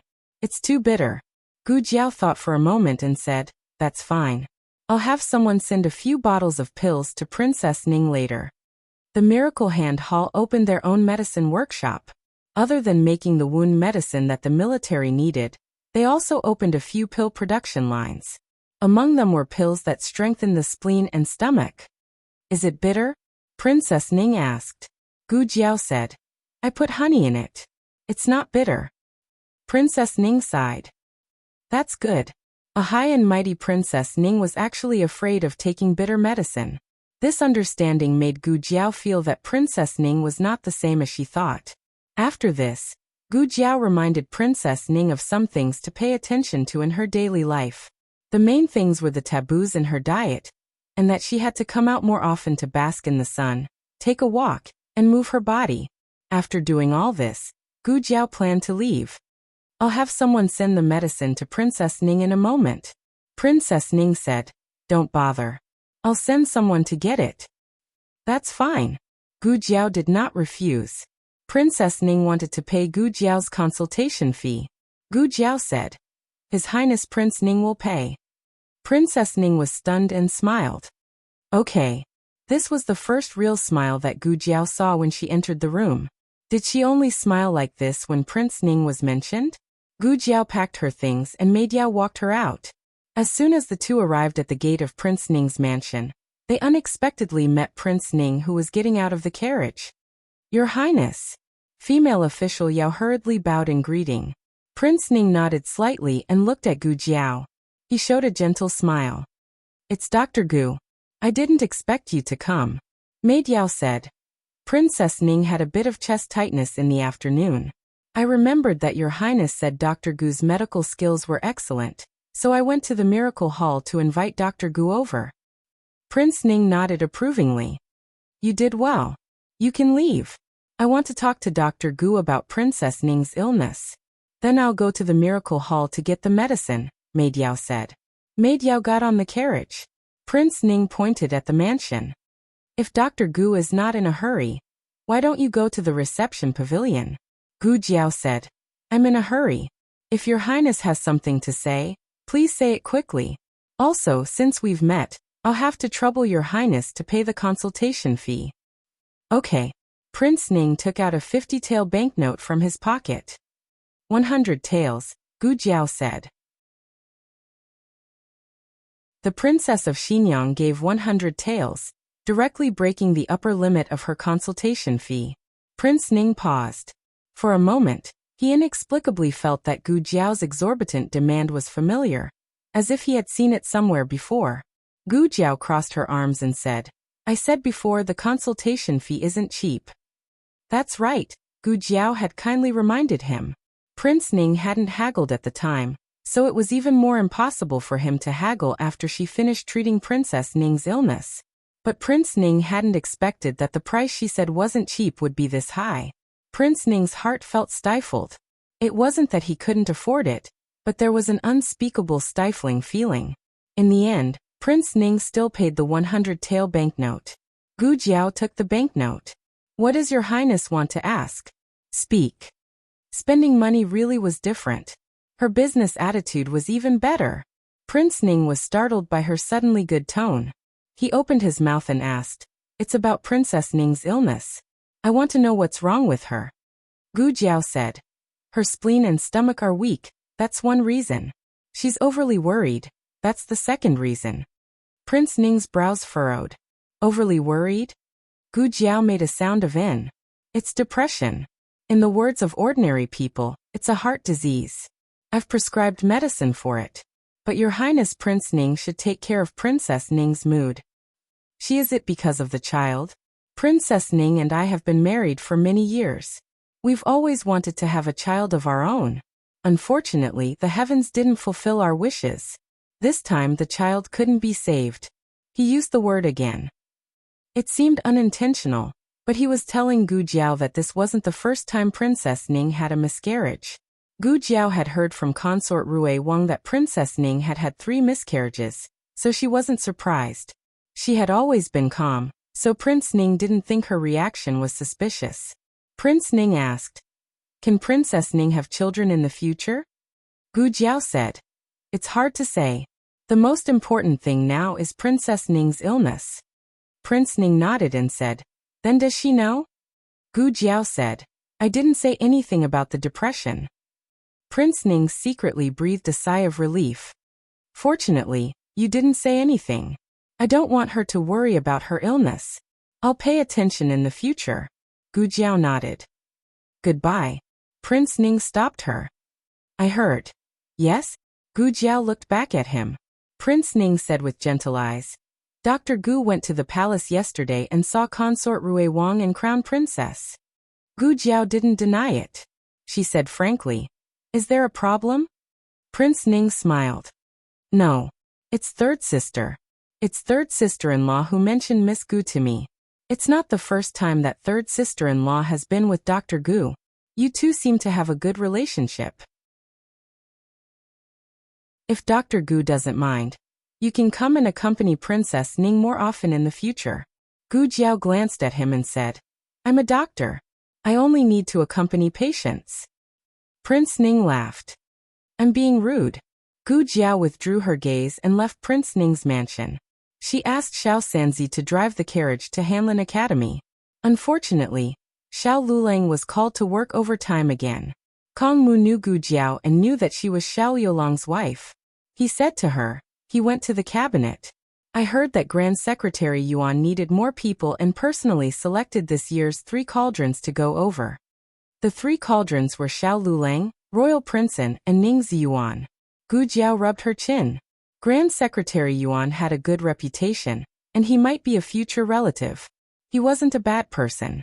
She didn't need to worry about her husband.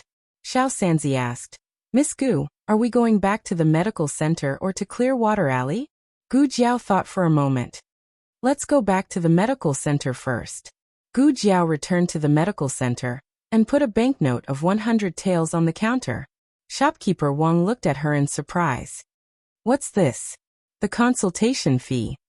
Gu Jiao said. "No. You only went out to see a doctor once. How did you bring back so much consultation fee?" Shopkeeper Wang said. He remembered that last time, she had also mysteriously brought back 100 taels from Vermilion Bird Avenue. Shopkeeper Wang blinked. "Miss Gu, you didn't go to rob someone, did you?" Gu Jiao looked at him lazily. "Who are you looking down on?" Shopkeeper Wang smiled embarrassedly. You're right. Miss Gu is a gentleman. Why would you rob someone?" Before he could finish speaking, he heard Gu Jiao say, "What's so good about robbing 100 taels? If you want to do something, you should do something big." Shopkeeper Wang was speechless. Gu Jiao didn't stay in the medical center for long before consort Rui Wang came over. Gu Jiao didn't see any patients today. Consort Rui Wang went to her courtyard with ease. Gu Jiao was drying medicinal herbs. Consort Rui Wang walked over and happily called out to Miss Gu. "Consort Rui Wang?" Gu Jiao greeted her in surprise. Consort Rui Wang gasped. "You left too quickly. If you were half an hour later, we would have met at Prince Ning's mansion." Gu Jiao asked, "You went to Prince Ning's mansion?" Consort Rui Wang said with a serious expression, "I heard that Princess Ning wasn't feeling well, so I went to see her." "That's strange. She was fine when she went to the palace in the morning. Why did her chest feel tight and uncomfortable when she went back? What's wrong with her?" So Princess Ning was fine in the morning, but felt uncomfortable in the afternoon. Did something happen to her? People with depression couldn't stand being stimulated. However, it wasn't only stimulated that would cause the illness. Sometimes the patient's mood would suddenly become low, and they couldn't control it at all. Gu Jiao wouldn't talk about the patient's condition with people other than the patient's family. She chose her words carefully and said, "Her spleen and stomach are weak. She hasn't completely recovered after the miscarriage. Her body needs to be carefully nursed back to health. She may feel a little uncomfortable in her heart. Consort Rui Wang sighed. Sai's sister-in-law is so pitiful. Fortunately, eldest brother is a good man and has always loved her. All right, I met the hostage of Chun State today. Consort Rui Wang's expression became serious. So he was the man who met the crown princess in private behind the rockery. The latest chapter of this book is not finished yet. For more exciting content, please scan the QR code below to download the app. The novel is more complete and updated faster. Millions of novels are free to read. There are novels with connotations that can't be found on the internet here. https://www.zhbqg.com/89642_896/110507774. HTML Genius remembered the website address in 1 second. www.zhbqg.com Bikugo mobile reading website.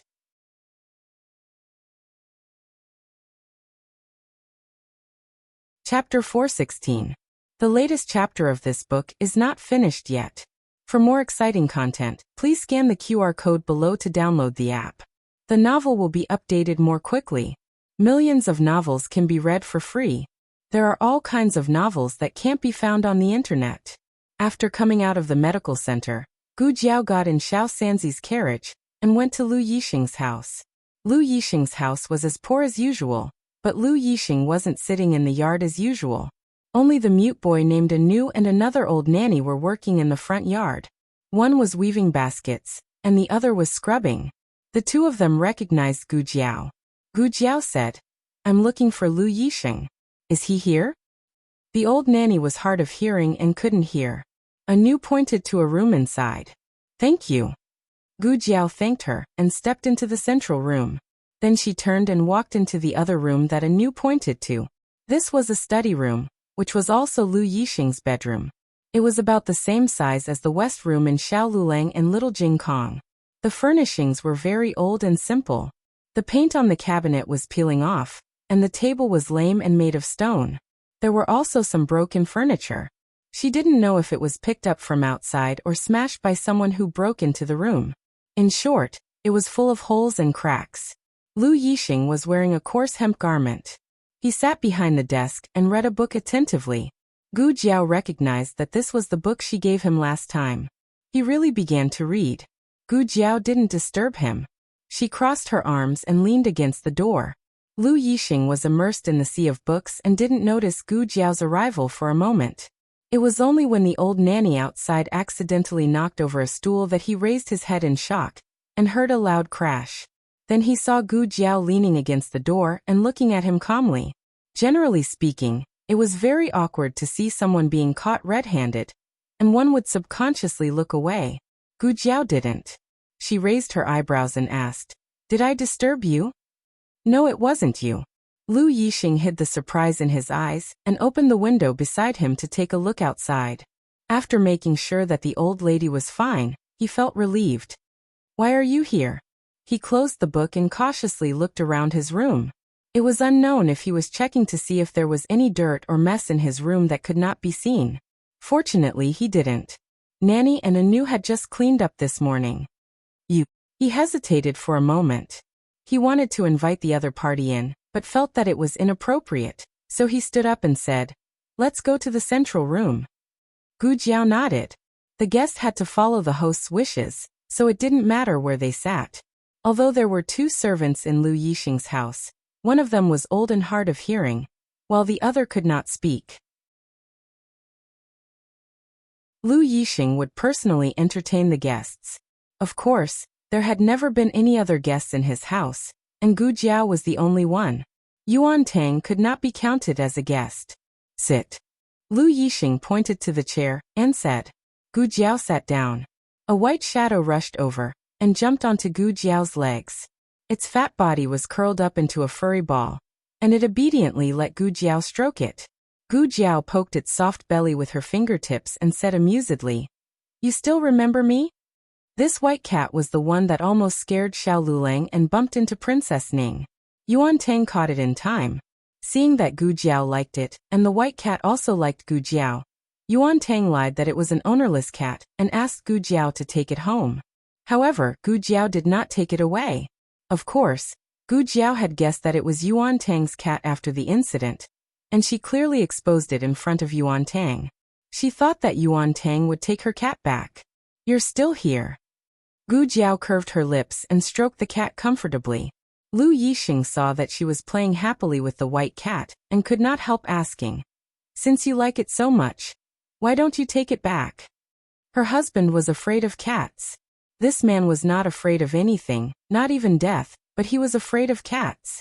Gu Jiao did not answer his question, but said, "No, you raised it well."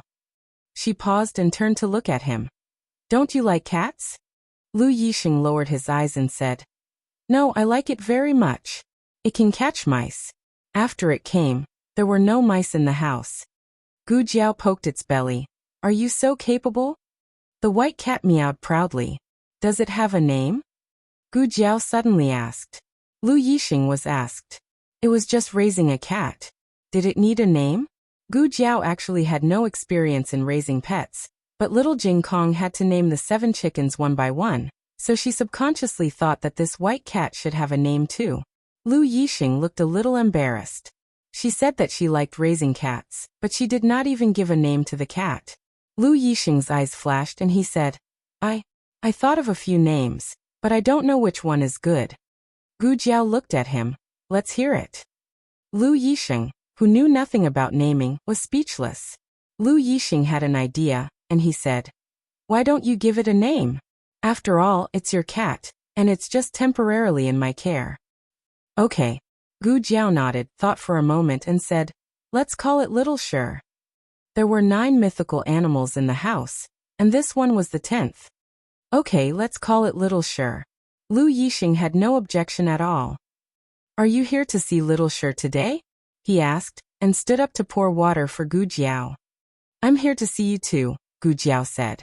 Lu Yixing's hand shook, and a drop of water spilled on the table. He took a handkerchief and wiped it without leaving a trace, and put the tea in Gu Jiao's hand. "You really have nothing better to do."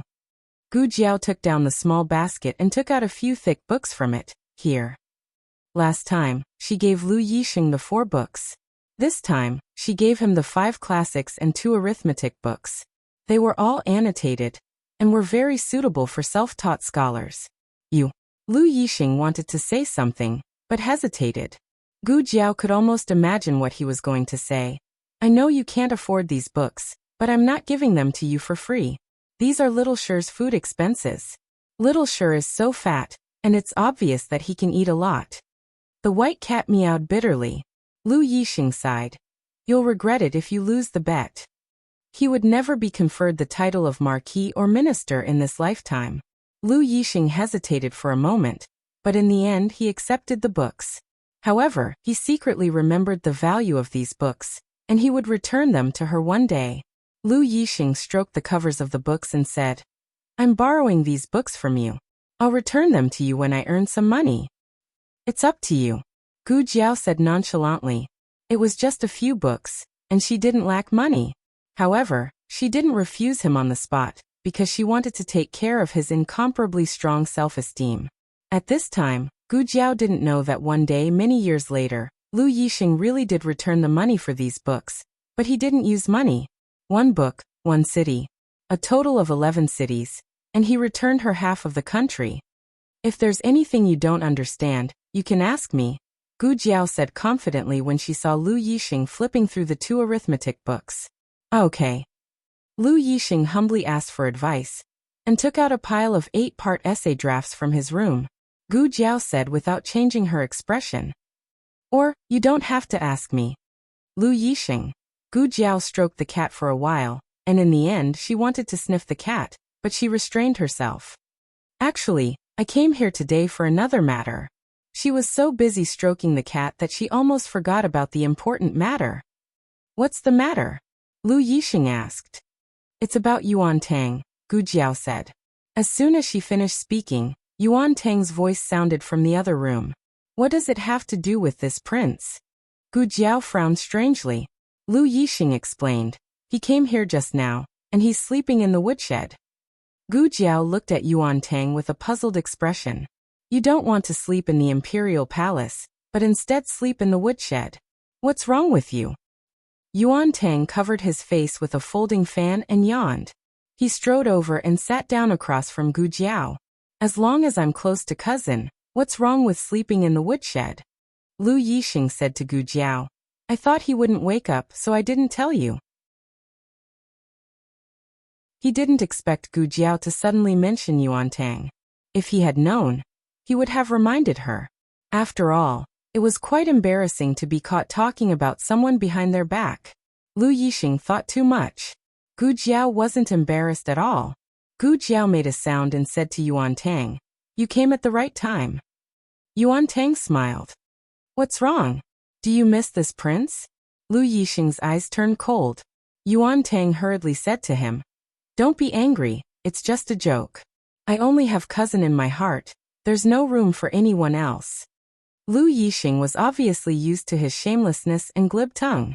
He coldly turned around and ignored him. Yuan Tang smiled and said, Dr. Gu, what did you want to say to me just now? Gu Jiao didn't say anything. She directly reached out and grabbed Yuan Tang's chin. She turned his face to the left, and sure enough, she saw the scratches and swelling under his hair. However, it was probably because he had applied medicine, so it wasn't as obvious as what Rui Wang had said. However, she could still see the marks. Yuan Tang didn't resist. He playfully looked at Lu Yixing and said, Cousin, she was the one who took liberties with me. I didn't take the initiative to seduce her. Shut your mouth. Lu Yixing said unhappily. Gu Jiao asked, How did you get the wounds on your face? Lu Yixing raised his eyebrows and said, You care about me that much? Lu Yixing coldly said, Don't talk nonsense. Yuan Tang helplessly shrugged. He used his folding fan to point at the big white cat on Gu Jiao's lap and said, How else could it be? It scratched me. Gu Jiao looked at the white cat on her lap and asked, You scratched me? The white cat closed its eyes and pretended to be dead. Lu Yixing said, It scratched me. I saw it. Gu Jiao asked, When did it scratch you? Lu Yixing said, Last night he climbed over the wall to enter the house. The white cat thought it was a thief, so it scratched him with its claws. She didn't expect this little thing to be so fierce. Yuan Tang looked at the white cat with hidden bitterness and said, It's only been a few days, and you've already forgotten who was the one who raised you. Lu Yixing wouldn't lie to her. According to Gu Jiao's observation, the marks on Yuan Tang's face didn't look like finger marks. They looked more like scratches and scratches caused by sharp claws. Of course, she couldn't rule out another possibility. The slap didn't leave too big of a mark, and the swelling immediately went down with ice. Yuan Tang looked at Gu Jiao, who was deep in thought, and said, Hey, why are you looking at me like that? Are all of you people from Zhao so strange today? First, Consort Rui Wang saw me and screamed in shock because of my injured face. Then you held my face and touched me. Lu Yixing was annoyed to death and said, Who touched you? If you continue to talk without thinking, don't come again. Yuan Tang immediately cowered and said, Okay. I won't say it. It wasn't Yuan Tang. The direction of this matter was a bit strange. Although it had nothing to do with her who Lin Lang met privately with, she had exposed the other party's secret. If the other party found out, it was very likely that it would be disadvantageous to her and Consort Rui Wang. Therefore, it was better to find that person as soon as possible. Gu Jiao looked at Yuan Tang without blinking and asked, Do you know the crown princess? Yuan Tang said, Which country's crown princess are you talking about? Gu Jiao said, The crown princess of Zhao country. Yuan Tang raised his eyebrows meaningfully and said, Oh, that Zhao Du's young marquis's fiancée. I know her. What about it? She's his ex-fiancée. They don't have anything to do with each other anymore. Gu Jiao corrected Yuan Tang and asked, Did you go to see her yesterday? Because he was asked, Yuan Tang didn't pay attention to why she corrected him. Yuan Tang spread his hands and said, Why would I go see her? I'm not familiar with her. Wait, why do you ask? Are you suspecting that I have some kind of unclear relationship with her? This Yuan Tang wasn't stupid. Yuan Tang laughed. After laughing, he raised his finger and said solemnly, "Cousin is here, so I might as well be frank. I did assassinate your Zhao country's emperor, but I have absolutely no relationship with your Zhao country's crown princess. I swear to God, if I'm lying, I won't be able to bring cousin back to Qin country for the rest of my life." What kind of oath was this? Lu Yixing said indifferently. If you're lying, I won't let you be the Qin country's crown prince. Yuan Tang looked hurt. That's too vicious. Are you still my cousin? Yuan Tang didn't look like he was lying. However, in terms of motive, martial arts, criminal record, and other aspects, Yuan Tang was the most suspicious. Just as Gu Jiao was about to ask him for his alibi from yesterday morning, a strange noise came from outside the room. Gu Jiao's ears twitched. She picked up the teacup in her hand and threw it outside the door. With a clang, an arrow was knocked to the ground by the teacup. The mute slave in the yard stood up, grabbed the old mama who didn't hear anything, and carried her into the room. The moment the two entered the room, Yuan Tang got up and closed the door to the central room. He also bolted the door. Almost at the same time, the sound of an entire row of arrows hitting the door rang out. One of the arrows even broke through the door halfway, and almost pierced Yuan Tang's stomach. Yuan Tang looked at the arrow that almost cut his stomach open, and the corner of his mouth twitched. No way, cousin. What have you been doing recently? In the past, those people from Zhao country only came to your house to mess around. Now they want to kill you? As soon as Yuan Tang finished speaking, another arrow flew through the air. This time, it came from the back door. The back door couldn't be closed because there was no back door. However, the person this arrow was aimed at wasn't Lu Yixing. For a moment, Gu Jiao thought that the arrow was aimed at her. Until the arrow accurately pierced Yuan Tang's folding fan. If the fan hadn't blocked it fast enough, he would have been cut open. Yuan Tang was stunned. What's going on? Is it aimed at me? Several more arrows came from behind, all aimed at Yuan Tang. Gu Jiao looked deeply in the direction of the back door. Her eyes moved. Okay, you're eliminated as a suspect. Yuan Tang dodged the arrows and ran around the room. What do you mean? Obviously, someone wanted Yuan Tang to be the scapegoat, so that Yuan Tang wouldn't be able to testify. Digression, Jiao Jiao is so smart. Does she have monthly votes? The latest chapter of this book is not finished yet. For more exciting content, please scan the QR code below to download the app. Novels are updated at a faster rate. Millions of novels are free to read. Novels with connotations that can't be found on the internet are all available here. https://www.zhhbqg.com/89642_8964286/110479527. HTML Genius memorized the website address in 1 second. www.zhhbqg.com Bikuga mobile reading website.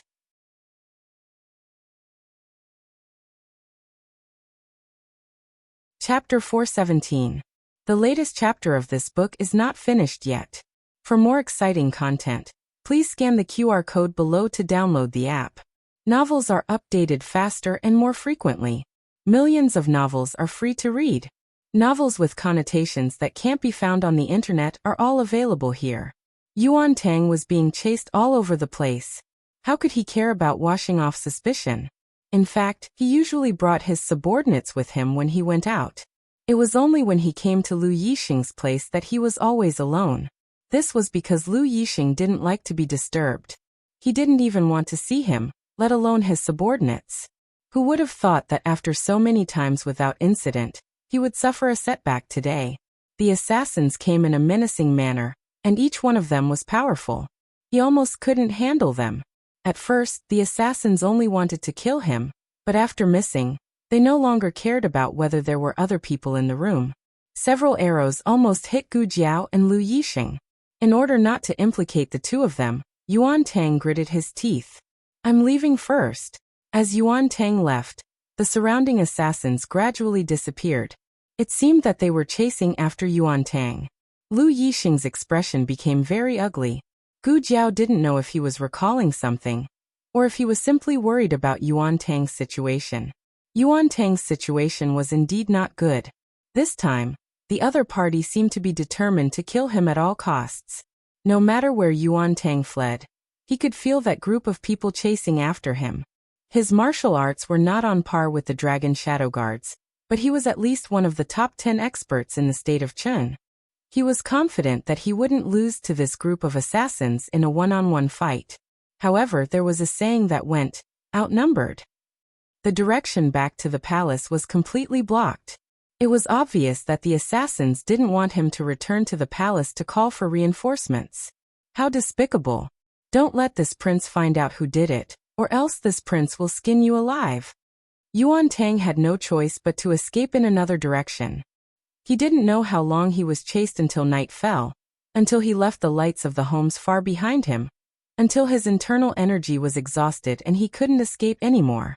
He was cornered in an empty street corner. As the Mid-Autumn Festival approached, the full moon hung high in the sky. The cold moonlight shone on Yuan Tang's sweaty cheeks, and his eyes emitted a sharp and cold light. "Who are you? Who sent you to kill this prince?" he asked coldly. However, no one answered. The dozen or so black-clothed assassins only clenched their longswords and charged at him without a word. Yuan Tang's folding fan turned and activated a mechanism. Countless blades appeared and blocked the swords that were coming at his head. At this moment, a sword attack came from the side of his body. Yuan Tang's left fingertips caught the sword just in time. However, everything was not over yet. A wave of terrifying attacks came from behind him. Yuan Tang's brows twitched. "I can't hide anymore." In the blink of an eye, there was a loud bang and the black-clothed assassin that attacked him from behind let out a pitiful cry. Everyone was shocked by this sudden change. People were always filled with curiosity and fear towards the unknown. Because they didn't know how powerful it was, they didn't dare risk their lives. The other assassins froze for a moment. Using this time, Gu Jiao threw out a few more black flame beads, forcing back the other assassins that wanted to kill Yuan Tang. Yuan Tang came back to his senses and used his internal energy to push back the 4 assassins around him. After pushing them back, he collapsed. Gu Jiao quickly moved forward and held his arm. Yuan Tang knew that he couldn't show any weakness at this critical moment, otherwise they would chase after him. Yuan Tang stabilized his mind and did his best to not collapse. He stared at the murderous assassins and whispered to Gu Jiao, "Thank you. I owe you my life today." Gu Jiao glanced at him indifferently. "Is your life valuable?" Yuan Tang said, "I'm the future crown prince of the Qin kingdom. Do you think it's valuable?" Gu Jiao, "Oh, what did you use just now? Why was it so powerful?" "A hidden weapon." Yuan Tang, "I know it's a hidden weapon, but can you tell me what kind of hidden weapon it is?" "Forget it. Now is not the time to talk about this. The most important thing is to quickly take care of this group of assassins." Just now, 3 of them had been injured by Gu Jiao's explosion, but there were still 11 of them left. The worst thing was that Yuan Tang had already used up all his energy on the way here. He could barely stand, but he had no chance of winning if they really fought. Yuan Tang said helplessly, "We can only rely on you, Dr. Gu." "Stand back," Gu Jiao said. Yuan Tang took a few steps back and stood by the wall. There were 11 of them. Yuan Tang did not expect Gu Jiao to take care of them alone. She only needed to stall for time. Once he caught his breath and recovered some energy, he would be able to rejoin the battle. What Yuan Tang did not expect was that before he could catch his breath, half of the assassins were already down. No way. Is this girl really so good at fighting? Gu Jiao used a stick. There was no blood. She only knocked the person unconscious. She used the move that the old Marquis had taught her before she left. She did not expect it to be so useful. The old man was pretty good. She was good too. Wow, if this goes on, I won't even have to fight, right? Yuan Tang crossed his arms. He felt that this girl could take care of everyone on her own. The next second, Yuan Tang realized that he had been happy too early. "Stop, or I'll kill him." With a harsh shout, a masked man in black walked out with a sword pressed against Lu Yixing's neck. Yuan Tang's eyes darkened. Cousin. Gu Jiao threw away one of the assassins in black. She looked indifferently at Lu Yixing and the masked man in black. A dangerous light flashed through her eyes. Let him go, Gu Jiao said. Her tone was unquestionable. The man in black was shocked by the fact that a little girl could emit such a powerful aura. But it was only for a moment. He said coldly, "You dare to hurt so many of my brothers. You've got guts. Hand that brat over. Leave one of your hands behind, and we'll let this matter rest." Lu Yixing said expressionlessly, "If you were the ones being captured today, I wouldn't have done anything." Stinking brat. Shut up. The masked man's sword suddenly moved an inch closer to Lu Yixing's neck. The blade was pressed against his white skin. Gu Jiao's eyes were cold as she said, "If you dare to harm a single hair on his head, I'll have you pay with your life." Lu Yixing and Yuan Tang were both stunned. The two of them didn't expect Gu Jiao to say something like this. Lu Yixing's eyes flashed with a complicated look. He looked at Gu Jiao. Gu Jiao also looked at him. Lu Yixing closed his eyes without hesitation. At the same time, Gu Jiao shook her arm and a dagger slipped into her sleeve. No one saw how Gu Jiao moved. By the time they reacted, she had already thrown the dagger. The masked man saw that the dagger was about to hit his forehead. He hurriedly waved his sword to block it. The dagger was blocked, but Lu Yixing took the opportunity to run away. Damn it. He gritted his teeth. Yuan Tang couldn't come back to his senses. What just happened? Did that girl suddenly attack, or did she give his cousin some kind of signal? Otherwise, why would his cousin close his eyes? Speaking of which, wasn't his cousin afraid that the girl would make a mistake? Yuan Tang was jealous. Even his cousin didn't trust him that much. Lu Yixing quickly walked towards the two of them. The masked man was about to swing his sword at Lu Yixing's back, but Gu Jiao's black flame pearl blew him back several steps. He obviously knew how powerful this thing was. Several of his brothers had been injured by it. Gu Jiao also quickly walked over to help Lu Yixing. "Are you okay?" Gu Jiao asked. "I'm not." Lu Yixing didn't finish his words. He suddenly reached out and pulled Gu Jiao into his embrace. His other hand blocked the back of Gu Jiao's head.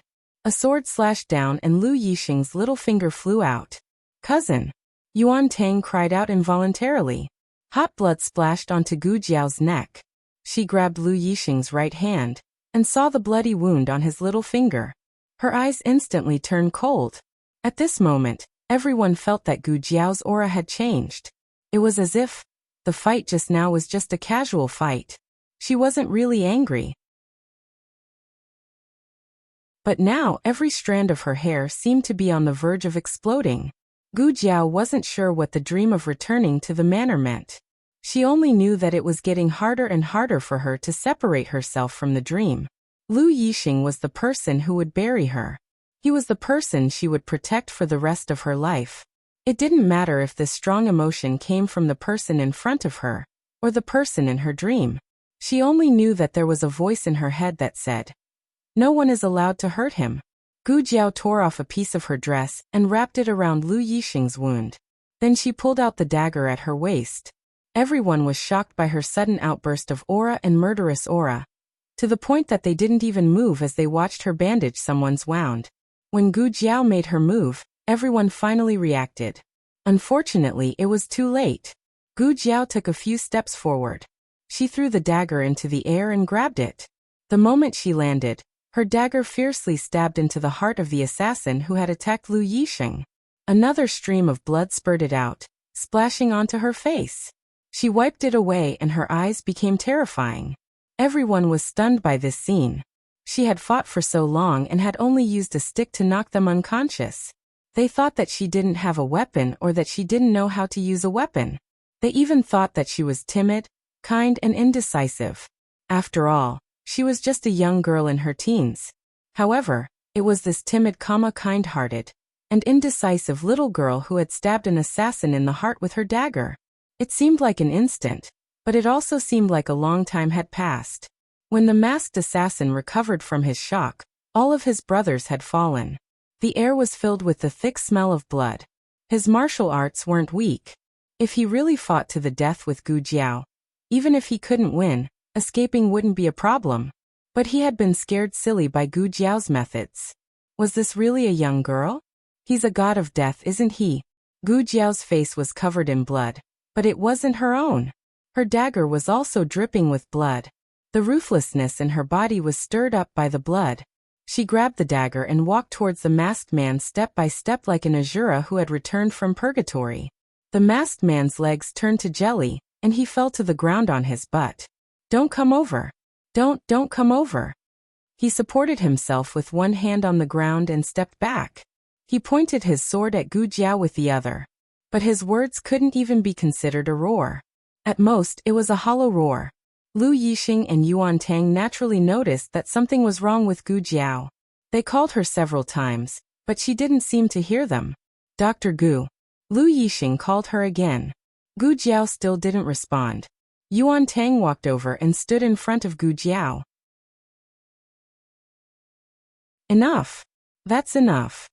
Gu Jiao pushed Yuan Tang away with a backhand. Yuan Tang staggered a few steps and bumped into the corner of the wall. He almost broke his ribs. What's going on? Is this girl possessed? Lu Yixing stood behind Gu Jiao and looked at Gu Jiao's back. Dr. Gu. Gu Jiao raised the dagger and swung it down. Lu Yixing closed his eyes in pain.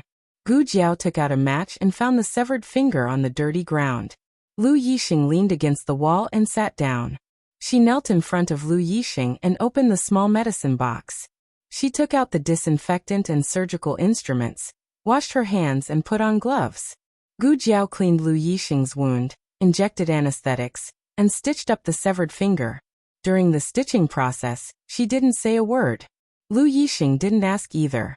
Yuan Tang, on the other hand, looked at her small medicine box and the things she took out from it with a very strange gaze.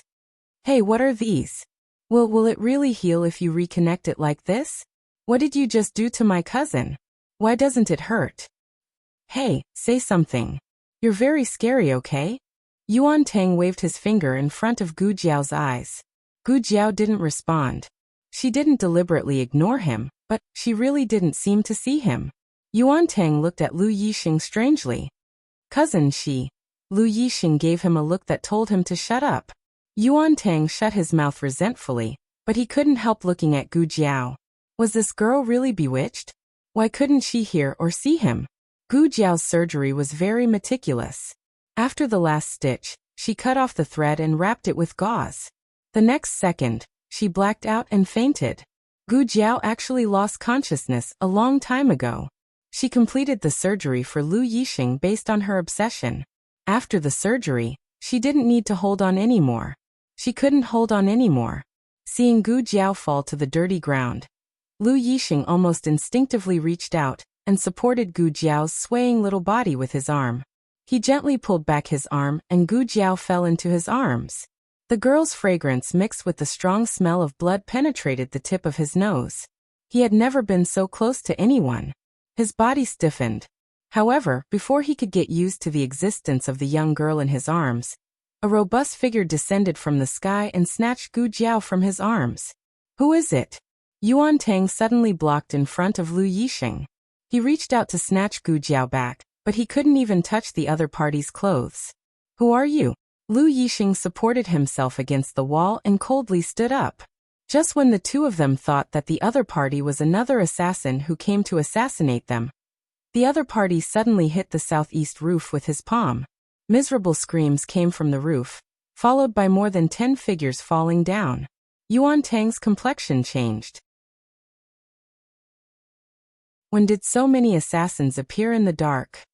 If it wasn't for this person, he feared that the three of them would have met with misfortune. Who was this masked man in the end? Was he an enemy or a friend? If he was an enemy, why did he help them? If he was a friend, why did he kidnap Gu Jiao? Digression, long E. Lulu, the latest chapter of this book is not finished yet. For more wonderful content, please scan the QR code below to download the app. Novels are updated even faster. Millions of novels are free to read. Novels with connotations that can't be found on the internet are all available here. https://www.zhhbqg com/89642_896422826/110453121. HTML Genius will remember this site's address in 1 second. www.zhhbqg.com Bkuj mobile reading website.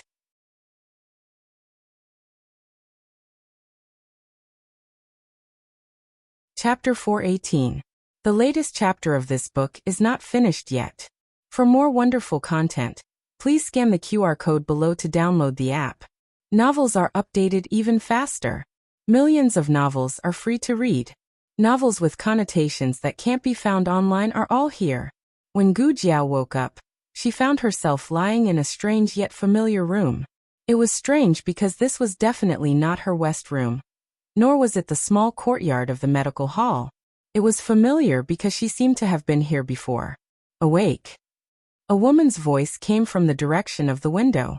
Gu Jiao turned her head and saw Princess Xinyang in plain clothes sitting in front of the window practicing calligraphy. Gu Jiao remembered. This was Princess Xinyang's room. So she was now in that house on Vermilion Bird Street? But why was she here? She didn't have the slightest impression. Princess Xinyang finished practicing her calligraphy and put it aside with satisfaction. She took another one and continued to practice. Long Yi picked you up and put you on my bed. Her tone was full of disgust. She used the word picked up. It seemed Long Yi acted on his own initiative and was not sent by Princess Xinyang. Gu Jiao didn't ask how Long Yi found her. Asking was useless. She said, "Then you cannot let him put you." Humph. Princess Xinyang coldly snorted. "I actually want to." Gu Jiao lowered her head and looked at her clothes. She had already changed her clothes, so she didn't know whose they were. Princess Xinyang indifferently said, "Yujin's clothes. Do you think I would give you my clothes to wear?" Gu Jiao. How can she know what I'm thinking? Princess Xinyang opened her mouth again. "Are you a death warrior of Yin country?" And Gu Jiao was dumbfounded. Princess Xinyang indifferently said, "Your whole body is covered in blood, but not a single drop is yours. Don't tell me you took a bath with blood." Gu Jiao strangely asked, "What does this have to do with death warriors of Yin country?" "It seems you really don't remember at all." Princess Xinyang finally looked at Gu Jiao, but it was only a glance, and then she looked away. "When you came, you looked exactly like a suicide soldier who had lost control. By the way, only the Yin Kingdom has men of sacrifice. Long Yi is also from the Yin Kingdom." Gu Jiao said with absolute certainty, "I'm not a death warrior." Princess Xinyang paused and nodded. "That's true. Even the men of sacrifice don't have as much killing intent as you do." Gu Jiao. "Can't you greet me before insulting me? I thought you were going to say it." "That's right, you are Ding and Marquis Fu's precious daughter." Gu Jiao did not know how long she had been unconscious or what time it was. She only knew that she was very hungry. Not long after, her stomach began to growl. After Princess Xinyang finished writing the last word, she put down the brush. She still didn't look at Gu Jiao. Instead, she looked at her newly written notebook. "Are you eating alone or with me? What are we eating together? Dinner? What time is it now?" Princess Xinyang still hasn't eaten. Gu Jiao thought for a bit and said, "If it's convenient, I want to eat by myself." Princess Xinyang put away the notebook and got up to leave. Not long after, a maidservant came in carrying a tray. On the tray were 3 dishes, 1 soup, and a small plate of fruit. There weren't many dishes, but the quality of the dishes was very rich. The maidservant first placed the tray on the table. Then she took a clean small table that was specially placed on the Kong bed, and placed it on the bed where Gu Jiao was. Gu Jiao originally intended to say that she could get out of bed and eat by herself. But since she had already gone to this extent, Gu Jiao did not want to disappoint her good intentions. "This servant will wait outside. If Miss has any orders, call this servant at any time." The maidservant said and respectfully retreated. Gu Jiao prepared to eat her dinner. Who would have thought that in the next second, Long Yi would enter the room? Gu Jiao's hand trembled. The chopsticks that she had just picked up fell out of shock. It couldn't be that he came to find her again. Gu Jiao trembled with fear and stared for a long time, but seeing that Long Yi didn't take out his charcoal pencil, She secretly sighed in relief. It didn't seem like it. Then what did he come to find her for? Gu Jiao looked at Long Yi. Long Yi's hands were behind his back. His eyes were fixedly staring at the food in front of Gu Jiao, as if he was very much looking forward to it. Gu Jiao's eyes spun. Do you also want to eat? Long Yi didn't move. Guess wrong? Gu Jiao thought for a bit. Are you reminding me to eat quickly? Long Yi's aura still didn't change. Guess wrong again. Shadow Guard Long didn't know how to speak. She had to guess everything. Gu Jiao couldn't guess what Long Yi wanted to do this time. She mused for a long time, then said strangely, You shouldn't be thinking of feeding me, right? Long Yi's eyes were ready to move. Gu Jiao looked at the hands behind his back. She didn't think too much. Wasn't it just being fed? Seeing that he had saved her, she would allow it. Okay. Gu Jiao put down her chopsticks. You feed me. She had never been fed by a shadow guard Long before. It could be considered a unique experience in 2 lifetimes. Long Yi happily took out the cutlery hidden behind his back. Gu Jiao stared and almost fell. People used a spoon to feed. Why did you use a spatula? Are you serious? Next door, Princess Xinyang was eating. Gu Jiao walked in without a change in her expression. I thought about it. Eating alone isn't very polite. It's better if I eat with the princess. Princess Xinyang didn't say yes or no, so Gu Jiao took it as a tacit agreement. She sat down across from Princess Xinyang. There was originally another set of cutlery on the table, but Gu Jiao didn't sit on the chair corresponding to that set of cutlery. Instead, she chose to sit beside it. After she sat down, she didn't take the cutlery. Eugène's eyes flashed. You also sit down and eat. Princess Xinyang said to Eugène. Yes. Eugène gave Gu Jiao another set of cutlery, then sat down on the chair corresponding to the original set of cutlery. She looked at Gu Jiao suspiciously. She wasn't sure if Gu Jiao had coincidentally seen through her plan to accompany Princess Xinyang to eat. Gu Jiao buried her head in her food, as if she didn't care about anything other than eating. Eugène's expression relaxed, and she also began to eat slowly. It wasn't that Gu Jiao didn't care about other things. She just didn't show it on her face. As she ate, she secretly observed Princess Xinyang. Princess Xinyang's movements were very gentle, and there was a sense of nobility and elegance that came from her bones. Gu Jiao almost couldn't help but think of Xiao Lulang. Xiao Lulang was the same. Even when he was in the countryside and wore patched clothes, it was still difficult to hide the elegance between his brows and his movements. Gu Jiao hadn't seen Xiao Lulang before, so she didn't feel like Xiao Lulang was a completely different person like the old chancellor. In fact, no matter how much a person's temperament changed, their style of writing changed, and their habits suddenly changed, some small movements and expressions wouldn't change. Deliberate changes were all things that one could realize, but some things that one couldn't realize naturally couldn't be changed. Xiao Lulang himself didn't know that when he ate something good, his eyes would quickly blink twice, and when he ate something bad, his left eyebrow would twitch. Princess Xinyang was the same. However, there didn't seem to be anything she liked on the table. The 3 of them quietly finished their meal, and Princess Xinyang went next door. Eugène considerately asked Gu Jiao, Dr. Gu, are you full? There are still snacks in the kitchen. No need, I'm full. Gu Jiao didn't have a big appetite. Today, because she had used up too much energy, she only ate 2 bowls of rice. Normally 1 bowl was enough. Eugène smiled and politely asked, Dr. Gu, do you like tonight's dishes? Gu Jiao said, I'm not picky.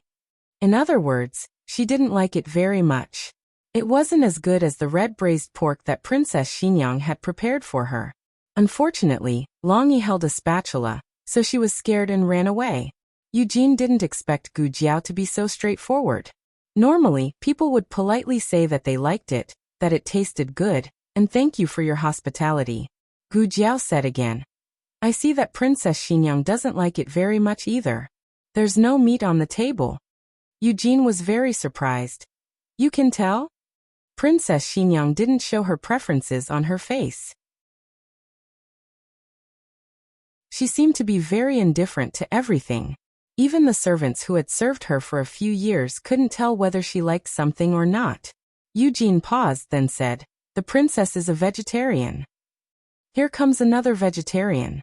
Old concubine Jing was also a vegetarian, but that woman was probably faking it. Why was Princess Xinyang a vegetarian? Gu Jiao thought for a bit, then asked, does she also have meat allergy? Eugene was stunned. What kind of question was that? Was there anyone in this world who had meat allergy? Eugene couldn't keep up with Gu Jiao's unconstrained thoughts, but she didn't change the topic. She hesitated for a bit, then said, the princess isn't always a vegetarian. In the beginning, she also ate meat, but in recent years she stopped eating. She said that she wanted to accumulate good karma for Little Master, so that Little Master could throw himself into a good family in his next life. Gu Jiao didn't believe in this, but combined with her own matters, Gu Jiao felt that the end of science might really be theology. People might not be able to reincarnate, but they might be able to step into another parallel spacetime. When the brainwaves travel through spacetime, it would be affected by the magnetic field and lose its past memories. Therefore, there was a saying that drinking Mengpo's soup would cause one to forget the past. Of course, this was only Gu Jiao's own wild guess, without enough scientific evidence to support it. Today, Long Yi persisted in using a spatula to feed Gu Jiao, the little patient, and didn't let Gu Jiao stop writing. Late at night, Gu Jiao intended to return. Before leaving, she went to thank Princess Xinyang. Princess Xinyang was practicing calligraphy again. Gu Jiao didn't know why, but an image suddenly appeared in her mind. The young princess of Xinyang was practicing her calligraphy under the sun's rays, and little Xiao Lulang was sitting across from her. Princess Xinyang said, you're not allowed to eat until you've practiced 1,000 characters. Little Xiao Lulang picked up the brush with hidden bitterness, resigned to his fate, and began to practice calligraphy. Why did she have such thoughts? Wasn't it because Xiao Lulang always forced her to practice writing? She seriously suspected that he had been tormented by Princess Xinyang when he was young, and now he was tormenting others as he grew up. Gu Jiao gathered her thoughts and said to Princess Xinyang, thank you, Princess, for today. Although Long Yi had picked her up and brought her back, but it was not easy for her to not throw him out. Princess Xinyang said indifferently, no need to thank me.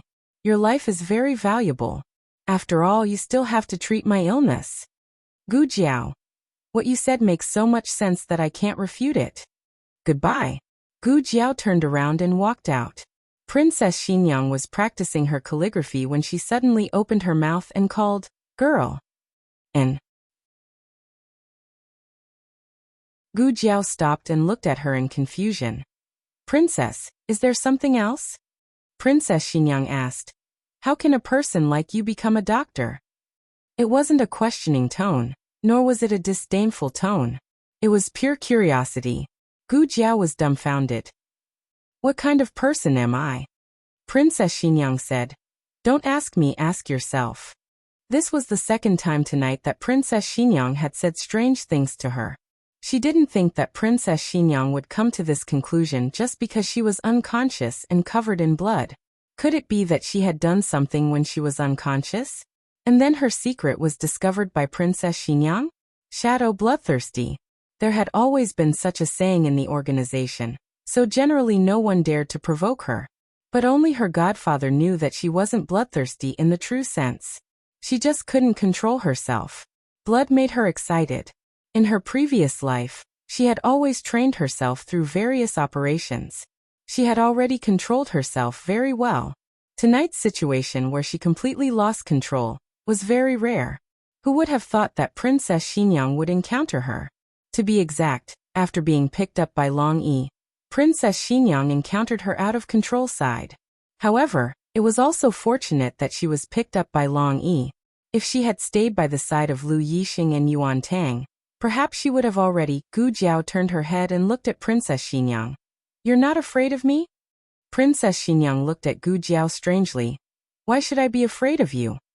Because I am a monster. How did I give birth to a monster like you? Go away. Stay away from your sister. The woman held the baby in her bosom and fiercely pushed her to the ground. Her immature little face had just been slapped by the woman. Her cheeks were swollen like a steamed bun, but she didn't cry. Even when her mother pulled her to the ground and hurt her little butt, she didn't cry. She picked up the box that had fallen to the ground, stood on her tiptoes and stuffed it into the baby's bosom. A gift for my sister. The woman slapped the box away and looked at her with disgust. Who wants your gift? Go away. The woman almost trembled as she dialed a phone number. She shouted herself hoarse, surnamed Gu. Take your daughter away. Jiao Jiao, Daddy will take you back. The tall and handsome man looked at the little girl in front of him and said with an awkward smile. In the dead of winter, she stood barefoot on the cold floor, holding the gift that her sister didn't want. She was very pretty, but a little dirty. She asked the man, "Do you live in Daddy's house?"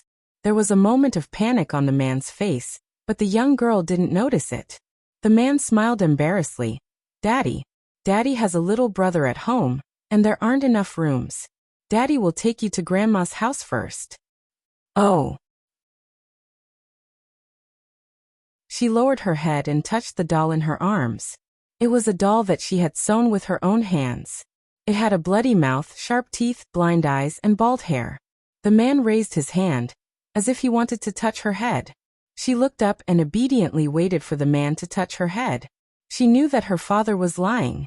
Her father's house was very big, and there was only one brother. It was impossible that it couldn't fit. But if her father touched her, she would forgive him. If her father couldn't touch her, she could stand on her tiptoes. She tried very hard to stand on her frozen little toes. Hurry up and touch her, her head was ready. But the man swallowed his saliva, and his palm didn't actually touch her head.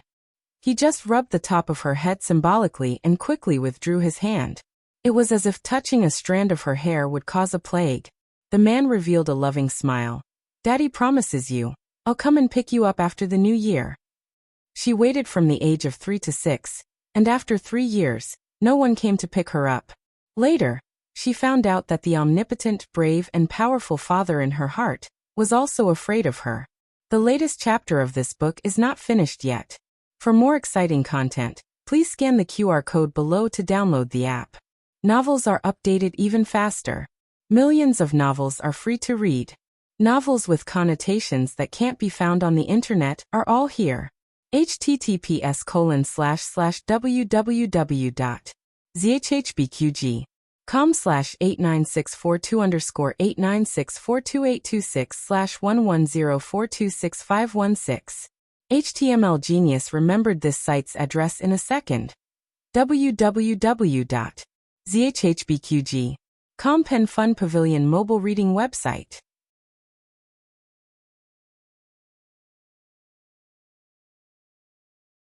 Chapter 419. The latest chapter of this book is not finished yet. For more exciting content, please scan the QR code below to download the app. Novels are updated faster. Millions of novels are free to read. Novels with connotations that can't be found online are all available here. Night fell. After working in the cabinet all night, the first of the 3 tripod lords finally finished their work. The 3 of them came out of the cabinet, and Commandery Prince got into his carriage to return home. Hanlin Academy's carriage was parked outside the cabinet. They planned to take Ning Ziyuan and Xiao Luling home. Ning Ziyuan was exhausted. He really wanted to take Hanlin Academy's carriage home, but his horse was still parked in Hanlin Academy. If he didn't ride the horse back tonight, he wouldn't be able to come to Hanlin Academy tomorrow morning. It was too far to walk, and it was too expensive to hire a carriage. Ning Ziyuan sighed helplessly. Forget it. I'll go back to Hanlin Academy first. I'll ride my horse back. Xiao Luling looked at him. Don't ride the horse when you're tired. Ning Ziyuan waved his hand. It's okay. It's not too far. The carriage went in the direction of Hanlin Academy. Right. Ning Ziyuan spoke again. Don't you think Grand Secretary Yuan thinks highly of you? Does he? Xiao Luling asked. Ning Ziyuan said confidently, Of course. Grand Secretary Yuan said 3 sentences to me today, and 5 sentences to Commandery Prince and added together. He didn't say more than you. Xiao Luling didn't pay attention to this. Ning Ziyuan continued. Also, I noticed that he kept looking at you. Xiao Luling gave him a confused look. Did you do your job well today? Ning Ziyuan sighed again. You and Commandery Prince did most of the work. To be honest, I didn't do much. Grand Secretary Yuan called them to the cabinet today mainly to help organize some memorials about the laws of the Zhao Kingdom. The Zhao Kingdom had been founded for 200 years. Some laws were set at the beginning of the country. They were in line with the national conditions at that time, but they weren't suitable now. Almost every emperor of the Zhao Kingdom would reorganize and revise the laws. Naturally, the emperor would not personally revise them one by one. The cabinet would draft them, and then bring them to the emperor for review. However, the cabinet needed to listen to the voices of the people before drafting, and the voices of the people had to be reported one by one through the local officials. What the three of them did today was to sort out the contents of these reports into standardized memorials. It was Ning Ziyuan's first time entering the cabinet. Not only was he nervous, but he was also a little unfamiliar. He was not as calm and experienced as Xiao Lulang and Commandery Princein. In fact, this was the first time that Xiao Lulang and Commandery Princein came to the cabinet to help. However, the two of them came from extraordinary backgrounds and had seen a lot.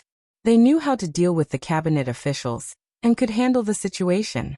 Ning Ziyuan winked and said, Say, did Grand Secretary Yuan take a fancy to you? He wants you to be his grandson-in-law? Xiao Lulang said indifferently, Don't talk nonsense. Ning Ziyuan said, I'm not talking nonsense. Wasn't there a rumor that Grand Secretary Yuan's granddaughter was going to marry Royal Princein? Later on, for some reason, they did not get married, and Jun Wang became engaged to the daughter of Ding'an Marquis. I observed carefully tonight. The way Grand Secretary Yuan looked at Royal Princein was not right. He must be angry at Royal Princein for abandoning his granddaughter after seducing her. Xiao Lulang had never been interested in the affairs of outsiders. He said indifferently, I'm married. Ning Ziyuan said, I know you're married, but does Grand Secretary Yuan know? Last time, didn't the Minister of Justice come looking for you and want to betroth his daughter to you? Xiao Lulang glanced at him. You've been very idle recently. Gossip everywhere. Xiao Lulang did not take Ning Ziyuan's words to heart. Regardless of whether or not Grand Secretary Yuan really cared about him, it was definitely not to betroth his granddaughter to him. Grand Secretary Yuan and the old Marquis were already secretly discussing marriage. Xiao Lulang returned to Jadewater Alley in the middle of the night. He was surprised to find a person standing at the door. He wore a light-colored gown and looked lonely under the cold moonlight. Xiao Lulang walked closer and recognized that he was Lu Yixing, whom he had met once before. Lu Yixing was the orphan of the Lu family. In the capital, he was like a rat that everyone wanted to beat up. At the same time, he was also Gu Jiao's patient. Little Jing Kong and Prince Yu's son Ming had encountered human traffickers. It was Lu Yixing who courageously sent the two children back to the medical center. Prince Yu gave him a large sum of money to thank him, and he accepted it. However, when Xiao Lulang also went to thank him, he was rejected. He said, Dr. Gu treats me. If she doesn't charge less, she doesn't charge me at all. I owe Dr. Gu a favor, so I can't accept your gift. These words left a deep impression on Xiao Lulang of Lu Yixing. What are you doing here? Xiao Lulang walked forward and asked. Lu Yixing had already seen Xiao Lulang when he walked into the alley. It wasn't that he didn't want to avoid him, but in the end, he still chose to stay. He opened his mouth and said, His sleeves weren't long. Xiao Lulang glanced at him and noticed that his hand was wrapped in gauze. There seemed to be faint traces of blood seeping out of the gauze. Xiao Lulang said, It's already so late. If you want to treat your injury, you can go to the Miracle Hall. There's a doctor on night duty there. Lu Yixing wasn't here to treat his injury. However, it was very difficult for him to explain to Xiao Lulang why he was here. He didn't want Xiao Lulang to misunderstand. Just as he was struggling with how to phrase it, another carriage stopped at the other end of the alley. Gu Jiao got off the carriage and walked towards her house. She saw two handsome men standing at the door, facing each other in a strange atmosphere. For a moment she was stunned. This scene was a bit too pleasing to the eye. Xiao Lulang stared at her with a bit of curiosity. He thought that she had already gone to bed at this time. Who would have thought that she had just returned? Moreover, her clothes were clearly not the clothes she wore this morning. Nor were they the clothes she wore at home. The curiosity in Lu Yixing's eyes was no less than Xiao Liulang's. Gu Jiao was unconscious when she was kidnapped, but now she seemed to have recovered? Was it really like Yuan Tang said? That the expert didn't have any ill intentions towards Gu Jiao? Was it really someone that Gu Jiao knew? Husband. Gu Jiao called out to Xiao Liulang. It's so late. What are you two doing standing here? You can ask him. A certain someone whose identity was announced was finally in a better mood. He said to Lu Yixing, let's go in and sit. Lu Yixing said, no, I just want to ask Dr. Gu to take a look at my injury. I'll leave in a while. Xiao Liulang didn't force him.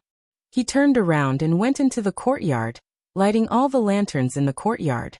Gu Jiao's eyes fell on his right hand. Your hand? Lu Yixing looked at his right hand wrapped in gauze. I'm fine.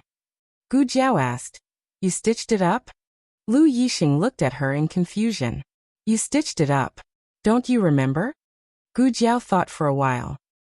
I seem to have some impression. Lu Yixing pursed his lips. Do you often do this? I mean lose consciousness. Gu Jiao shook her head. Not often. Tonight was a special case. Lu Yixing opened his mouth, wanting to say something but hesitated. In the end he didn't ask.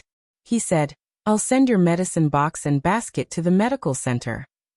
When the expert took her away, he only took her, not the things on the ground. He first went to the medical center to inquire about her whereabouts and residence. Then he gave the basket and medicine box to the second boss. Gu Jiao smiled. Thank you.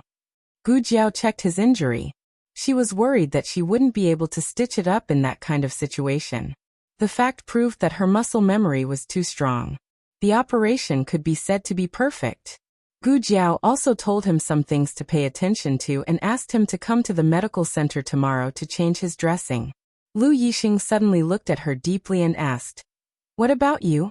Are you really okay? That expert. Gu Jiao thought for a while and said, he is my husband's friend. She couldn't expose the identity of Long Yi and Xiao Liulang.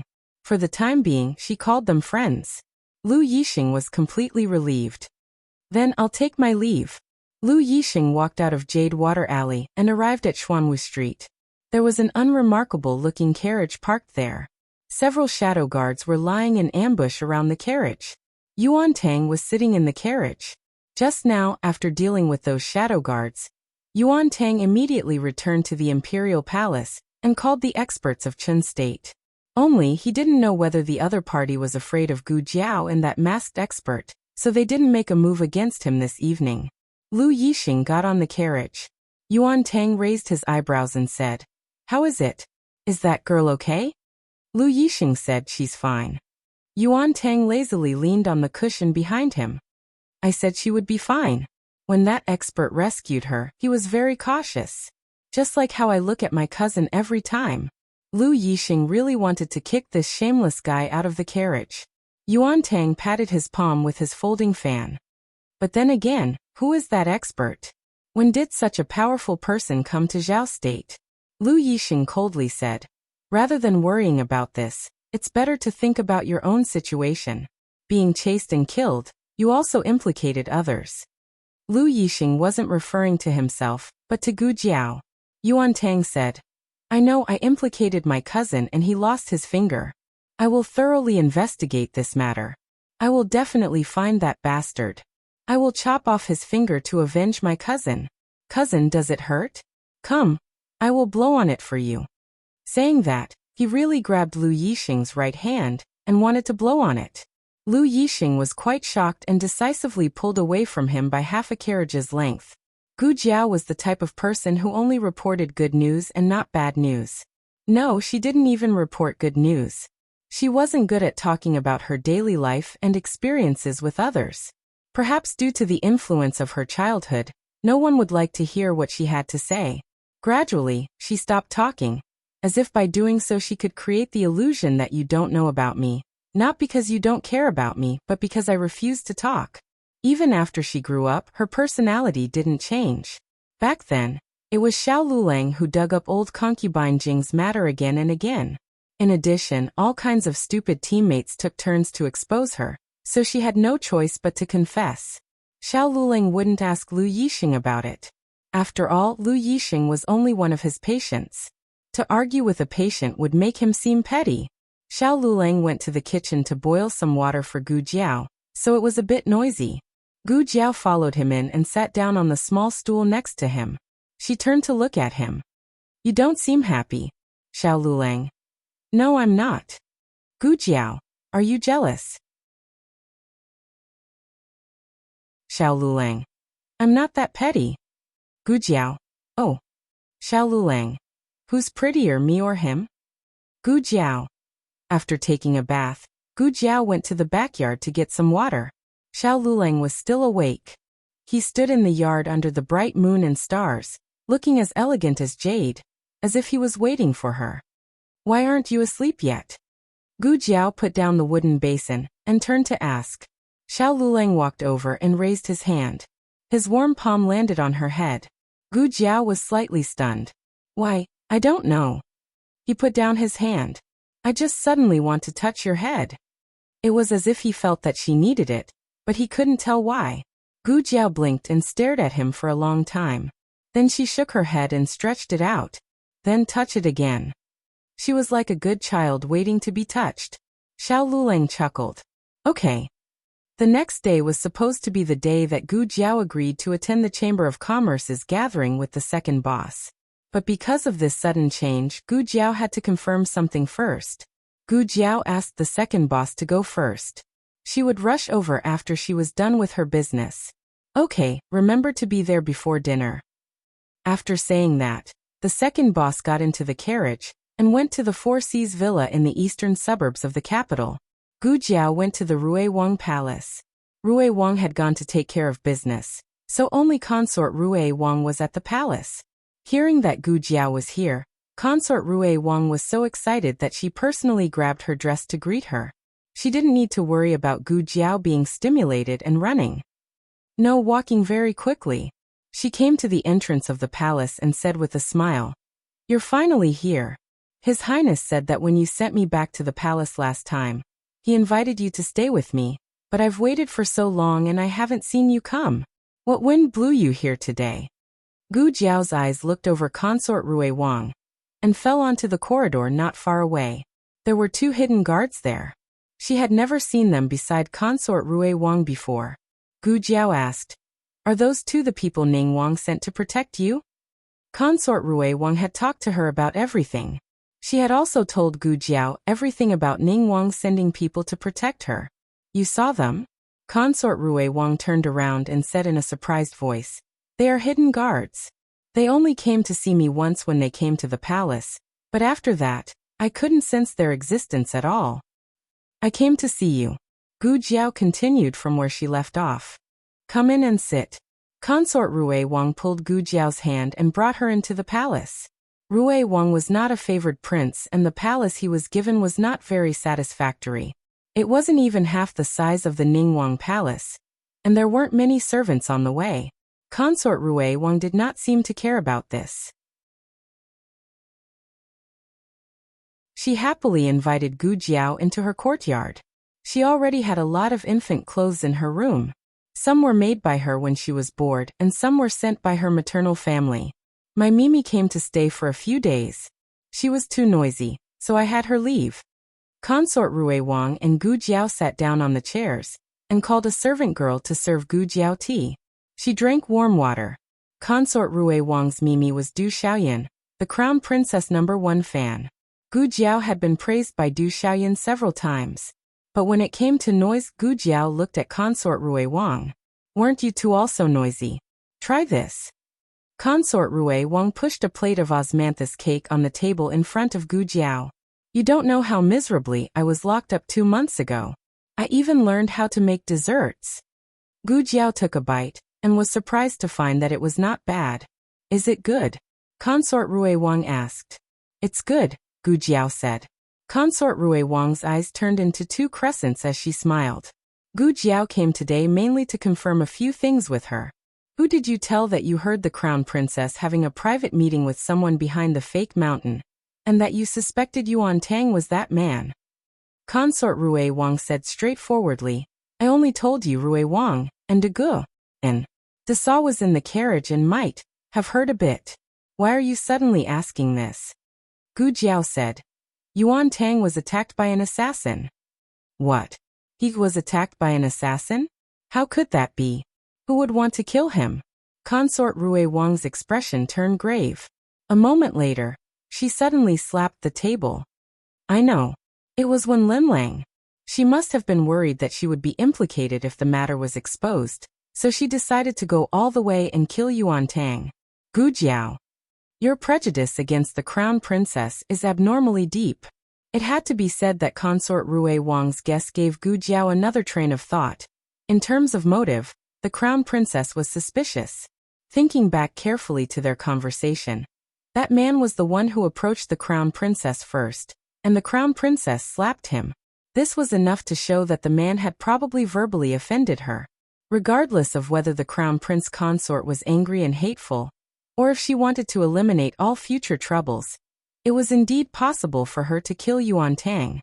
However, Gu Jiao felt that the man was also very suspicious.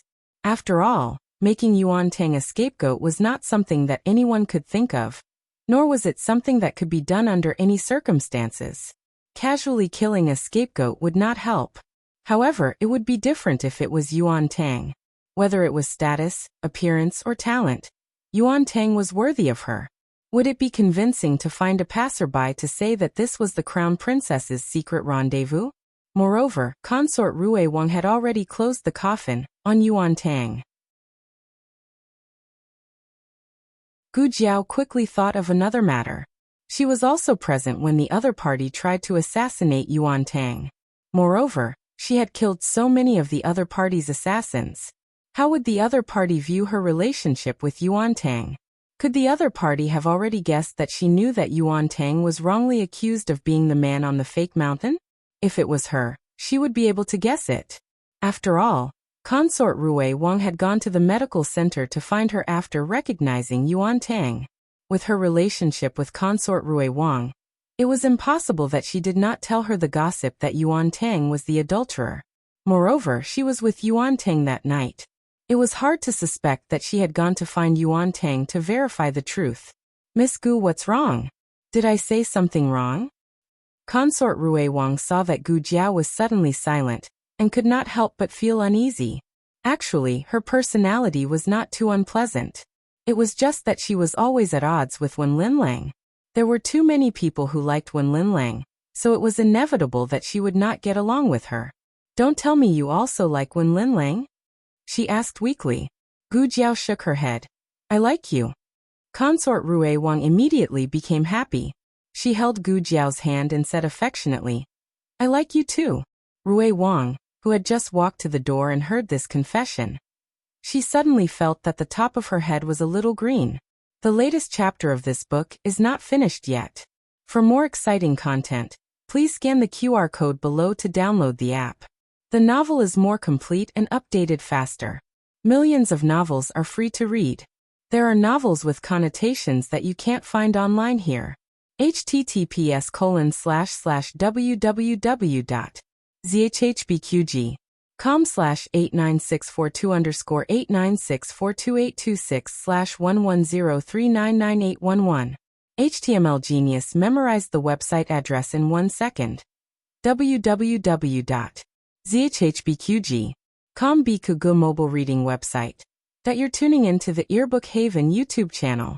Don't forget to subscribe and join us on this journey to catch the most captivating stories.